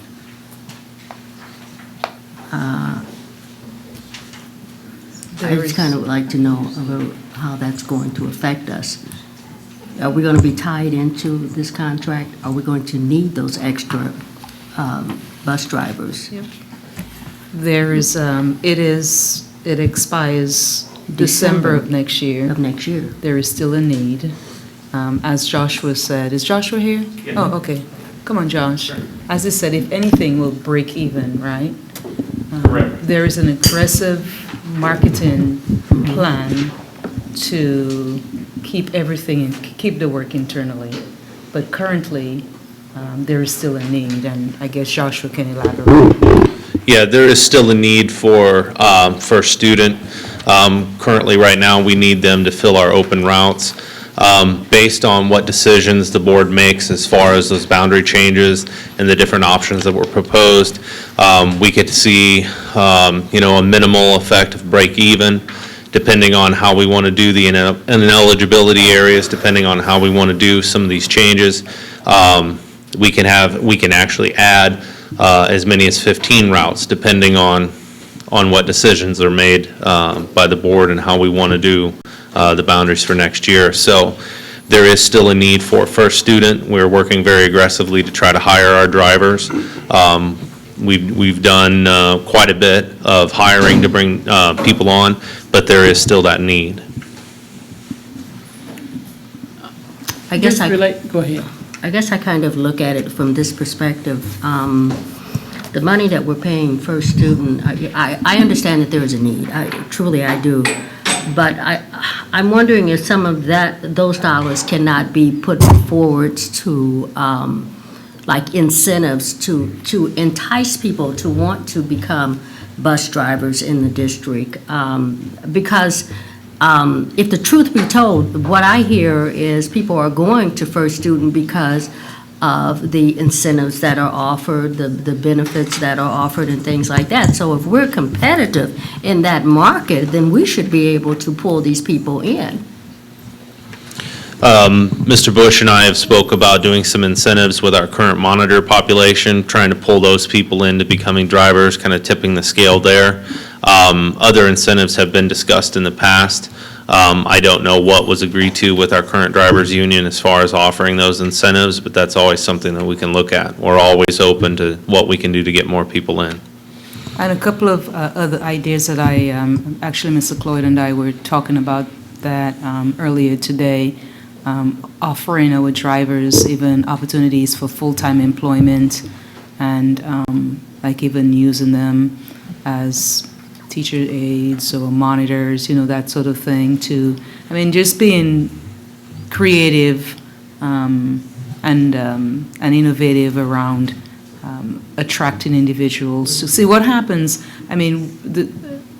Josh and his team, they're working very, very hard and they're doing a great job in terms of recruitment, but it's the retention. As soon as they find another job that provides higher pay and longer hours, and we all can understand that, right? So we really have to, we appreciate that. We have been talking about it since I came on board. So the good thing is it expires in December and they're in a calendar year. So hopefully January of 2017, we'll be able to keep this thing in-house, and that will give us some time to be innovative and sort of attract our own. But you're absolutely right. I think we're all on the same page as far as that's concerned. I don't know if Eric, if you want to add any more, or Josh. I wanted to note that we did do additional due diligence in attempting to try to get them to a shorter contract to coincide with our school year. Their corporate policy apparently doesn't allow for that. We then responded in looking at an 18-month, but state statute doesn't allow that. So there were a couple of different ideas we have tried to explore over the last 3 weeks. But I think, to your point, given the amount of exciting ideas that we are looking at pursuing, this is a hedge. Particularly, and I won't underscore the importance of it, in converting non-reimbursable miles to reimbursable miles. That's money in the door that can help us cover those first student expenses. Yeah. Mr. Collins, are you aware of any of our employees who are switching over? We did not have that discussion to first student because of the incentives. Is that correct? We maybe, not that I'm aware of, I'm not aware of losing any to first student. On the contrary, I think we've pulled We pulled several from First Student, and we actively recruit with anybody who is, a school bus driver. It's a competitive market, not just here. It's all over the state. Everybody is trying to go after a smaller and smaller group of CDL drivers, but, we've done a pretty good job of pulling or attracting those people to drive for us. Yeah, one of the things I did last year, kind of, the driver and the driving department and the food services, I brought them together. And so some of our drivers were able to work in the cafeteria, work as workers, work as playground monitors, and we were able to recruit individuals. That gave them more hours and an opportunity to have higher salary. But I wanted to go back to the question of the contract, not necessarily the length of it, but are we're contracting with them as needed, or are we locked into so many people? I believe the minimum is 10.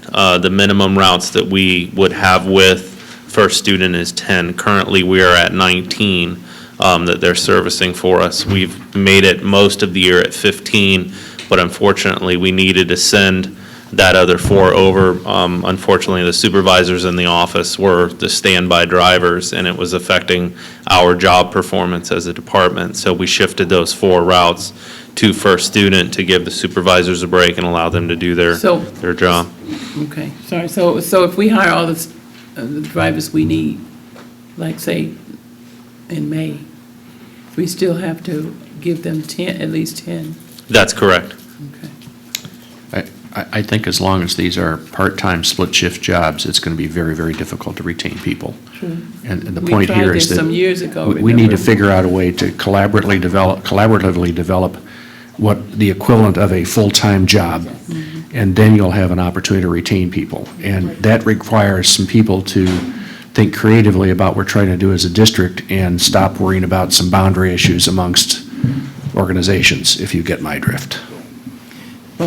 Well, Jerry knows, and at least Debbie knows that we've been there, done this before, trying to make sure that we had the people full-time. We've thought of all those ideas, and it comes right down to we don't want to pay benefits, and so we have to decide, one way or another, if we're going to pay what's more important. If we're going to retain people and use them like that, then we have to pay for it. Well, I just think that when we look at what we're paying them, and then with the annual increases, that money, as far as I'm concerned, if that money can be used for full-time positions, or, at least 6, whatever constitutes, a 32-hour week or whatever, that's, benefits and more pay. But bottom line is, we can pay them more, but we still don't have enough drivers. Yeah, I mean, I guess that's the bottom line. well, I mean, I think the thing is that if we can offer them benefits and things, You'll get more, that recruit you'll more. get people that will stay instead of moving on to something different. I guess we have to take a look at what we're doing and how we're doing it, and try to figure out, is it our training, is it is it the benefits, is it the fact that they're not getting enough hours, whatever it is. I know we're looking at it, but It will be an expensive undertaking. How many drivers are we talking about? 268 or something like that? Times, how many hours, times benefits? I was just going to say, if you actually look at it, and we were able to make all of our bus drivers one way or another full-time and then have to pay benefits, that's why we never did it before, is because it's cheaper to pay First Student than to do that for our employees. well, maybe not. I mean, every company doesn't offer benefits nowadays. If they're full-time, Well, legally, if we they- have to. If they work so many hours, you have to offer benefits. Contractually, it's under our current contract, it's 6 hours. 30 hours, ma'am. It's 30 hours a week. then they're eligible for benefits. And to be honest, that's what a lot of people are looking for, is the benefits, not even the salary, but they're looking for the benefits. Right. So, I mean, I think it'd be great if we can hire them in-house, but just need to keep in mind, I think that's what we looked at before, when we first contracted with First Student, is it was cheaper to do that than pay our employees full-time in benefits. Yeah, that's a trade-off analysis that needs to be done, and take another look at it. But you're right, if you end up taking that escalation over a large body of people, you're still maybe better off doing what we're doing. So it may be the more economical approach, even though it's not the best necessarily. Look at it again. Yeah. Yeah. Well, I noticed that there's a rate, increase rate of 3%. Is that negotiable? I mean, how did they come up with that? Because, I mean, everything else, did they come up with the 3%? No, they actually started at 4.5.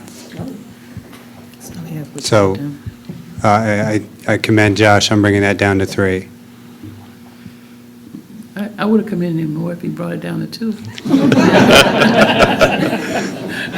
But what we can do, though, is look at maybe those collaboration with either food service and maybe providing a little bit more hours, some additional hours. Well, that won't help us right now. It won't be full-time, but it may not be full-time, but it's more money. I think one of the things that limits us in competing at the table and negotiating that rate is the amount of competition and providers out there. We actually did reach out to 4 other companies in the last month, Durham, Illinois Central, Beck, in our negotiations Okay, with so that was a bidding process. That's how we got First Student, was a bidding process? informal, just to see we flat out had some of these providers say, Yeah, we're not equipped. We don't have the drivers to even offer you 19. right. And, in some senses, even First Student is robbing Peter to pay Paul to service their contracts within central Illinois. So you compound that by being in a competitive market with a public transportation provider as their drivers retire. It's an attractive place for our drivers to migrate to. So that's why we started these incentive discussions recently that the union seemed favorable to, that we're going to pursue with Zest. And Josh, some districts are also looking at cost sharing, like having conversations for, like we've done LAP and the outlying districts, and I know some districts are doing that and they're doing it well. But that's something we could look and analyze also. We recently assisted PCCEO in developing, they received grant funding to develop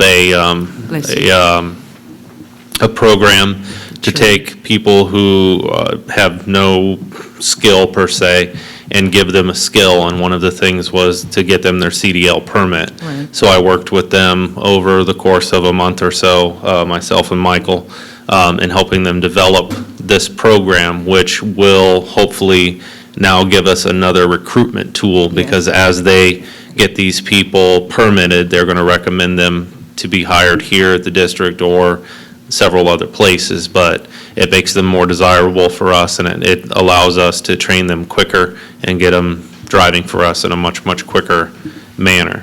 So we're looking at many different avenues for recruitment. Thanks for remembering that. Thank you. Any other discussion on any other items? No? Yeah. Yes, okay. Mr. Cloyd. Did you have something?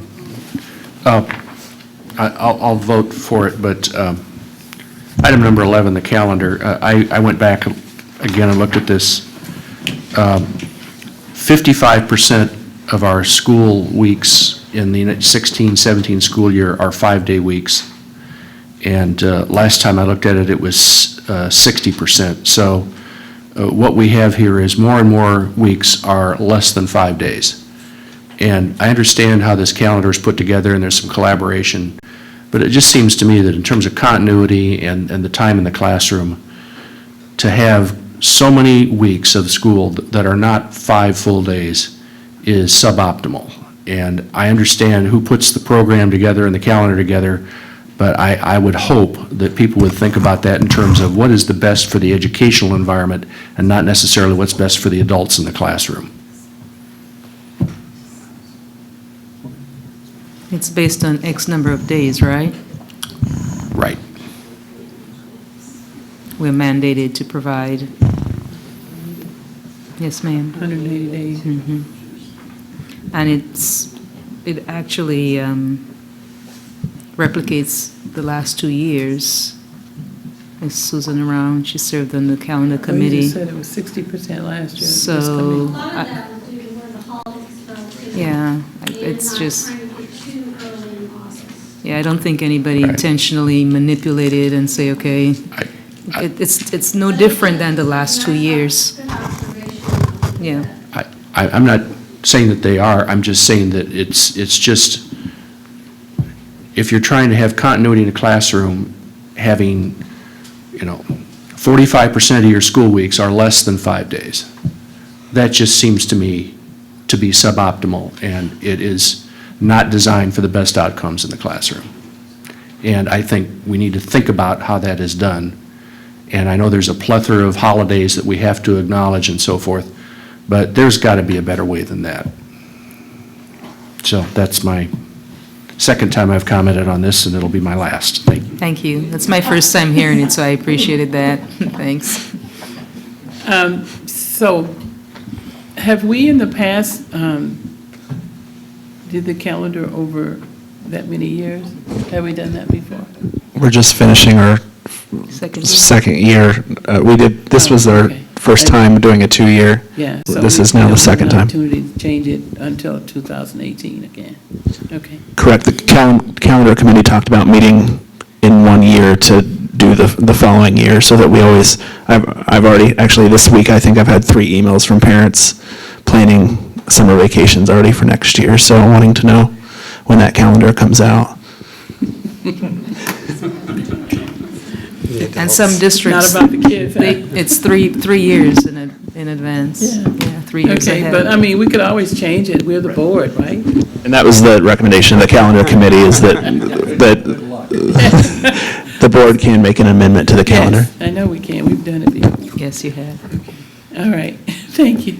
Any other comments on the consent agenda? Can I get a motion to approve? There's a motion already, that's right. Would you please call the roll? Stayed on it so long. I forgot. Mrs. Costick? Aye. Mrs. Jackson? Aye. Mrs. Wolfmeyer? Aye. Mr. Adler? Aye. Mrs. Butler? Aye. Mr. Coy? Aye. Mrs. Ross? Aye. Next, expulsions. Item number 1, expulsions. Proposed action is that the expulsions listed on a report dated December 14, 2015 be approved as presented. Second. Mrs. Jackson? Aye. Mrs. Costick? Aye. Mrs. Wolfmeyer? Aye. Mr. Adler? Aye. Mrs. Butler? Aye. Mr. Coy? Aye. Mrs. Ross? Aye.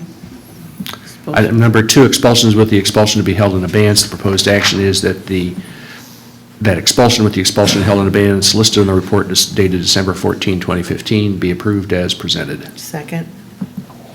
Mrs. Costick? Aye. Mrs. Jackson? Aye. Mrs. Wolfmeyer? Aye. Mr. Adler? Aye. Mrs. Butler? Aye. Mr. Coy? Aye. Mrs. Ross? Aye. Item number 3, revocation of expulsion held in abeyance. The proposed action is that revocation of expulsion held in abeyance listed on the report dated December 14, 2015 be approved as presented. Second. Mrs. Costick? Aye. Mrs. Jackson? Aye. Mrs. Wolfmeyer? Aye. Mr. Adler? Aye. Mrs. Butler? Aye. Mr. Coy? Aye. Mrs. Ross? Aye. Item number 4, revocation of board probation. The proposed action is that the revocation of board probation listed on the report dated December 14, 2015 be approved as presented. Second. Mrs. Costick? Aye. Mrs. Jackson? Aye. Mrs. Wolfmeyer? Aye. Mr. Adler? Aye. Mrs. Butler? Aye. Mr. Coy? Aye. Mrs. Ross? Aye. Thank you. I apologize for this long meeting, but this is the only meeting we have in December, so everything kind of got piled in. Next on the agenda is pursuit of funding sources for district renovation projects. I'm assuming since you all are down there, that means Mr. Bush. Yes, ma'am, thank you. If you haven't met Mr. Myers to my right, he is our handsome and affable Director of Buildings and Grounds, so he will be able to help me tonight with, if you have any questions. I've done my best to prepare you to walk through 7 questions that I quickly want to get through because, frankly, what I'm asking for tonight is consensus and direction, but not binding action because we have another step in the process, which will come either at a special meeting in early January or at the January 11th board meeting. The history is that at the end of November, the ISBE made available to school districts outside of Chicago approximately $250 million in qualified school construction bonds. These bonds are available for a number of different types of projects, but it's clear within the intent of the program manual that they would prefer that we keep our focus on items of health, life, and safety needs or shovel-ready referendum projects. At this time, the district doesn't have any shovel-ready referendum-approved projects, so most of this discussion will pertain to what our health, life, safety needs are.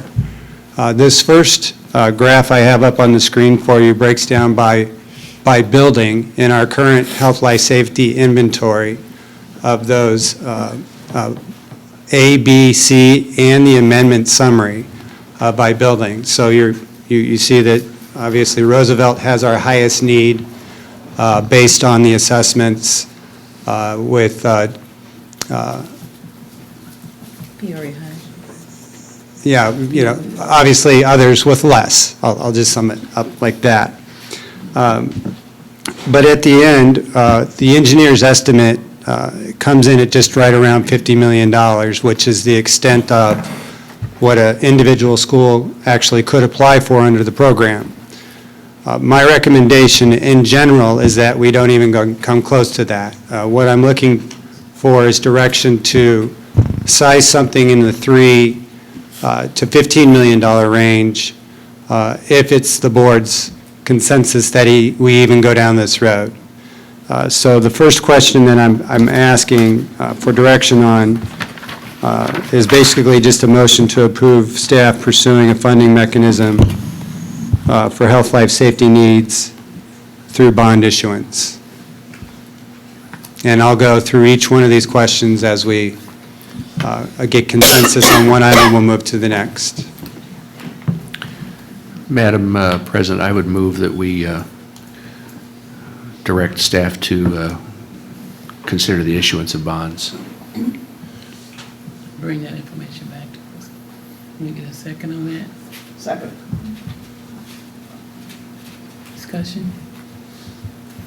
Questions, comments? I would just, this is just for health, life, safety, Mr. Bush, you were talking about here. Well, I did bring up one item in my summary with Peoria Stadium, and I know you and I had a conversation. There are some needs, particularly with the bleacher section and the roof at the stadium. We met with the architect last week, and I believe, if I understood correctly, not being an architect, but ISBE is now considering at least the portion of Peoria Stadium that we use for activities eligible for health, life, safety needs. There's also a section in the Qualified School Construction Bond Program Guidelines that speaks to disqualifying stadiums. But I would note that would be if the stadium is primarily used for athletic contests for which admissions are charged.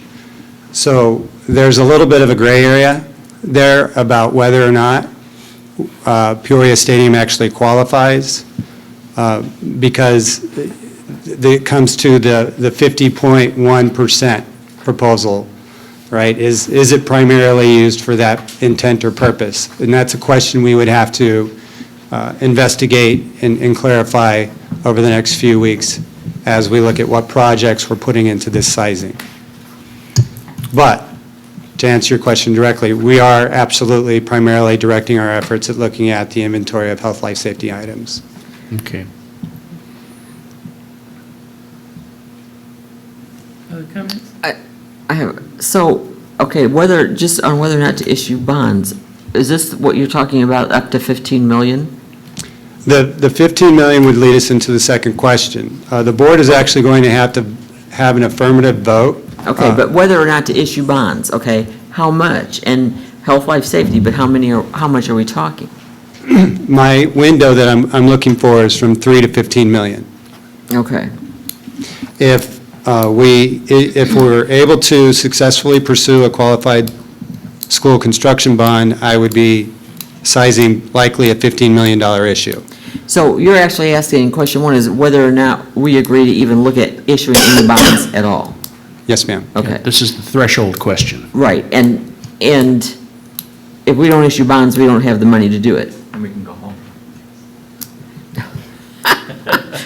Am I correct? If we don't issue bonds, we're not going to have enough money to do hardly any of this health, life, That's correct. safety work. You're Is that correct. correct? Yes, ma'am. Well, that would be, my lower threshold is the 3 million. Okay. The but- 3 million would come from taking a portion of our annual health, life, safety levy and using that as a security to issue. But when we look at all of this, 3 million is a drop in the bucket. Correct, but it's half of what's on the A item, A priority item list. The A items are about 6 to 6.5 million, is that right? That's right. Okay. Okay, and we get $661,000 of annual HLS revenue. Okay. And these are projects that have to be done within 5 years. So 5 times 661 is 3.3 million, and you take that from 6.5 million, and you got 3.2 million left. You got to come up with that with somewhere in five years. Is the math right? That's the math. Now, let me see, I understand you correctly. What the motion is to direct staff to look at issuing. Issuance of bonds. Look at issuing and bring that back to us? Correct. Okay. It's either going to be a straight health, life, safety bond or a qualified school construction bond. Because there could be a point where we pursue there's some timing constraints here that I'll get into. But it could be that we pursue the qualified school construction bond and are denied. Yeah, and this is not a commitment on the part of the board to any amount. Correct. This is just an investigation of the process. Correct. So that's what- If we're denied in seeking the QCSB, then our fallback is what? If the board has already provided direction to issue bonds because of Senate Bill 318. It would be carving off a portion of the health, life, safety levy and the math that Mr. Cloyd just presented. We would carve off a portion to issue the debt, but it would also leave some for annual operating capital to address needs as they become. Okay? So you need a vote now, and it's not going to be apropos to the other 6 items? Well, actually, you just said that the board was favorable to a bond. Right. Whether it's a health, life, safety bond or a QSC bond, but you have to explicitly, by law, in the regulation, say, yes, we want you to pursue the application for the qualified school bond. This is an enabling motion to allow you to proceed with the other discussion and pursuit of this investigation. Right, correct. There were minutes that I attached to your backup that, that's the certification to the state that the board authorized through a vote that we're, as staff, eligible to make application. We have a motion and a second. And so in voting for this, you're not committing to issuance of the bonds or any amount. You're just voting to have staff look at it, investigate it, and pursue it further. And prepare the application. Prepare the application. When is the deadline? Can you tell me about January 15th. And we'll be Okay. back on the 11th. Yeah. Right. Okay. Any other questions or comments? Madam Secretary, please call the roll. Mrs. Costick? Aye. Mrs. Jackson? Aye. Mrs. Wolfmeyer? Aye. Mr. Adler? Aye. Mrs. Butler? Aye. Mr. Cloyd? Aye. Mrs. Ross? Aye. Proceed. Thank you, ma'am. Actually, we just jumped through 1, 2, and 3, so we're on number 4. Part of the process is that we have a non-binding agreement with Missouri Financial that will assist us with the QCSB process. Their fee is usually tied up into the sizing of the issue. They can pull out anytime, we can pull out anytime. What they would do, being taxable bonds, is ensure that we're meeting federal regulations in how we construct the bonds, what projects are in the bonds, and the timing, and if there were any regulatory issues that we would need to be aware of. They would also then assist us in preparing what's known as the official statement, which is the comprehensive bond document, and then actually selling the bonds upon release. Madam President, I would move that we direct staff to execute the non-binding financial services agreement with Missouri. Do we have a cost on that? Typically, these costs are range about 3%, but the QCSB process limits them to 2%. 2% of what? Issuance. The Whatever total? bonds. Whatever the Of total the, bonds. of the total bond issuance. Oh, I would second the motion on the floor. Ms. Wolfmeyer? Is this the company we've used in the past when we've done these kinds of things, Mesero? I believe so. The working cash bond back in 2009 was Spear, but Ms. Monroe has worked with PBC as well as, The city, I'm sorry? the city. And the city, yeah. And they were the ones who brought it to our attention initially. Any other comments? Ms. Butler? No? None. Is it an inside joke? I don't know. This is There's a an non-binding agreement, so It's an it inside can, joke, isn't it? it can be withdrawn by either party at any time. Is that correct? That is correct. Okay. Okay. We have a motion and a second. Any other comments? Would you please call the roll? Mrs. Costick? Aye. Mrs. Jackson? It's after 10, everybody's getting giddy. Mrs. Wolfmeyer? Aye. Mr. Allen? Aye. Mrs. Butler? Aye. Mr. Floyd? Aye. He said aye. Aye, yes, aye. Mrs. Ross? Aye. Okay, sir. Okay, item number 5 is the nitty-gritty. What are we actually going to put into the bond? The slide up on your screen is the schools and their dollar amount of items in the bonds. The next slide is all of the A-list items. 907 individual items on the health, life, safety, either 10-year plan or amendment list, separated by type of item. So we would work on prioritizing those 907 items and get to a funding level that's either cut off by the health, life, safety bond or the QCSB bond to include in the sizing of the group, the sizing of the issue. The tricky part here is that there's some things that are actually in our health, life, safety inventory that, we've talked about, and actually talked about with our architect, that we have no idea how they got in there. One would be, installing geothermal. How installing geothermal became a health, life, safety eligible issue actually led to some confusion at the architect's office. Well, the bigger issue was we've seen items that we, from a common sense standpoint, that would represent health, life, safety, that would be approved for health, life, safety, correct?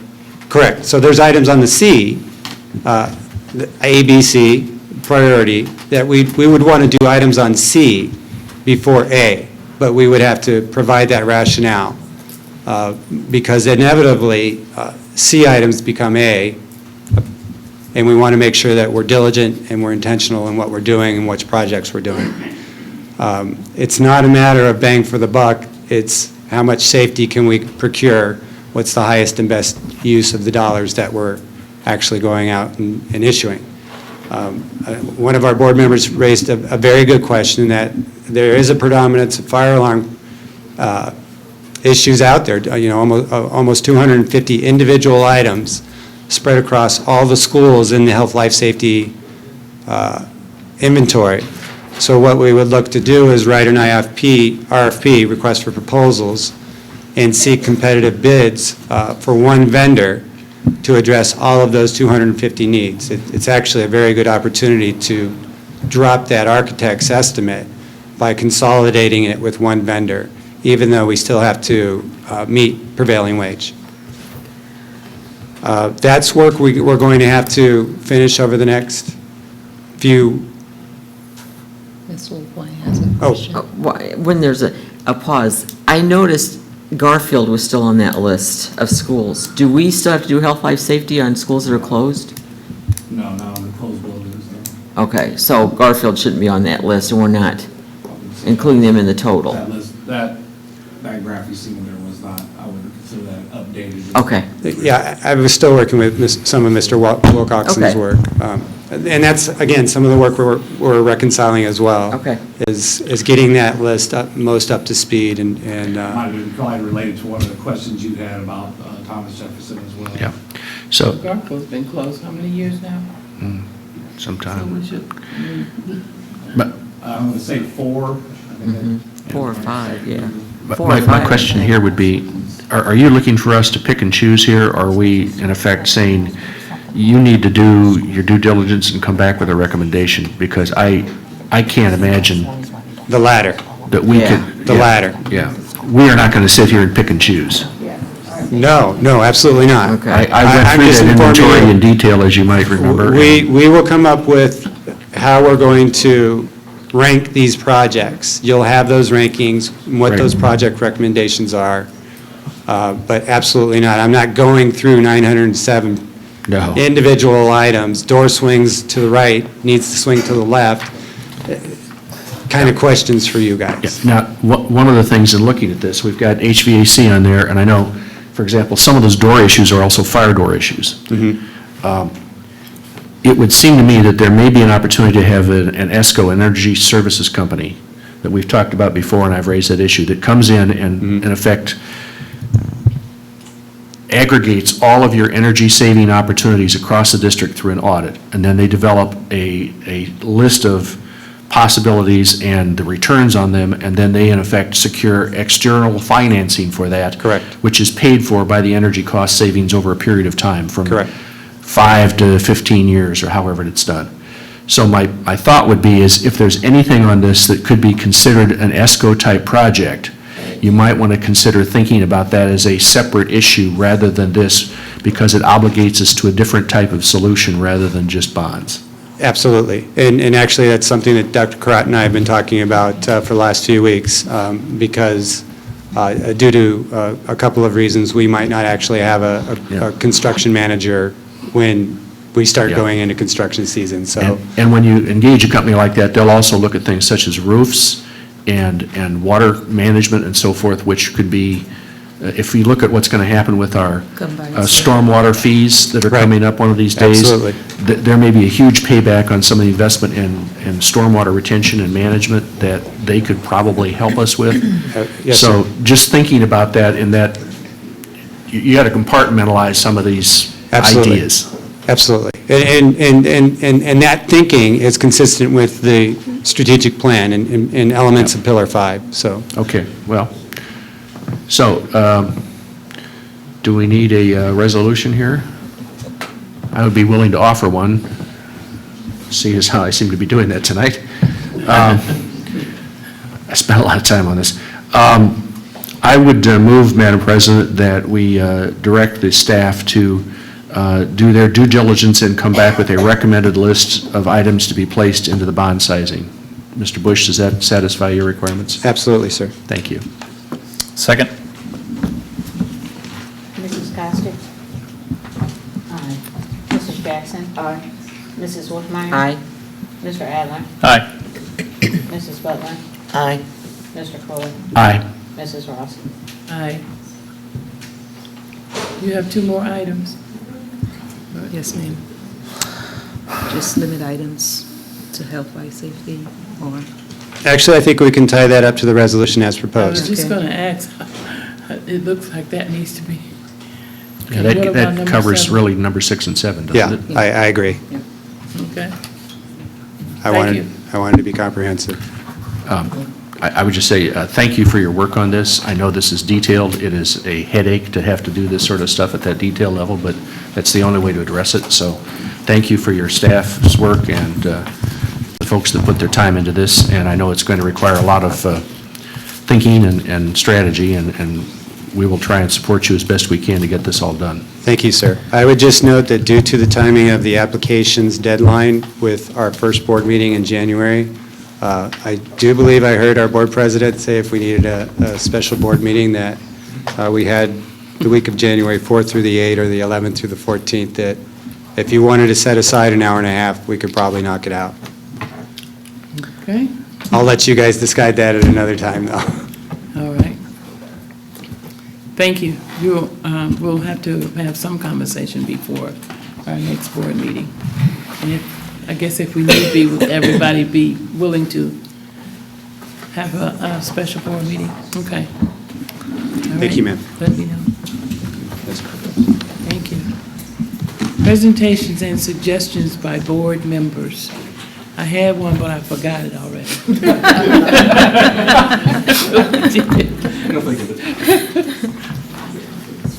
Any presentations or suggestions?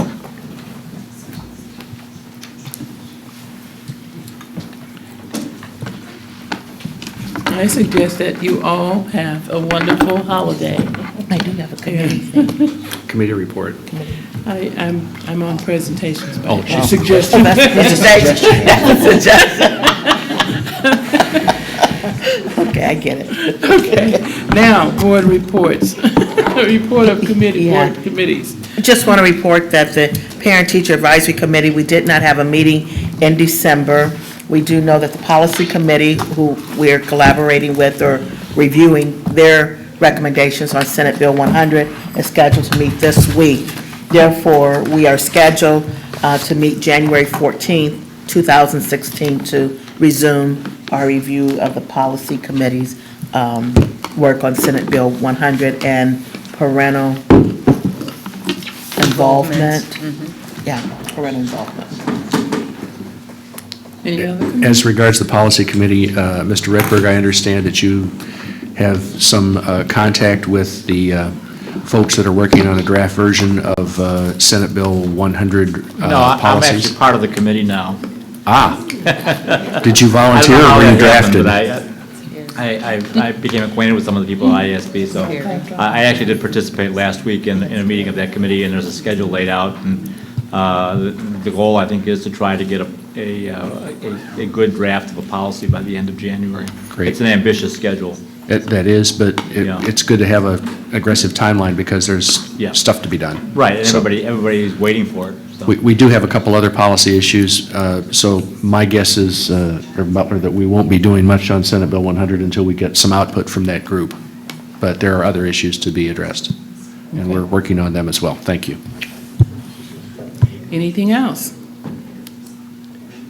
I'll entertain a motion. Move to adjourn. All right, Happy New Year. move to adjourn. Mr. Corden.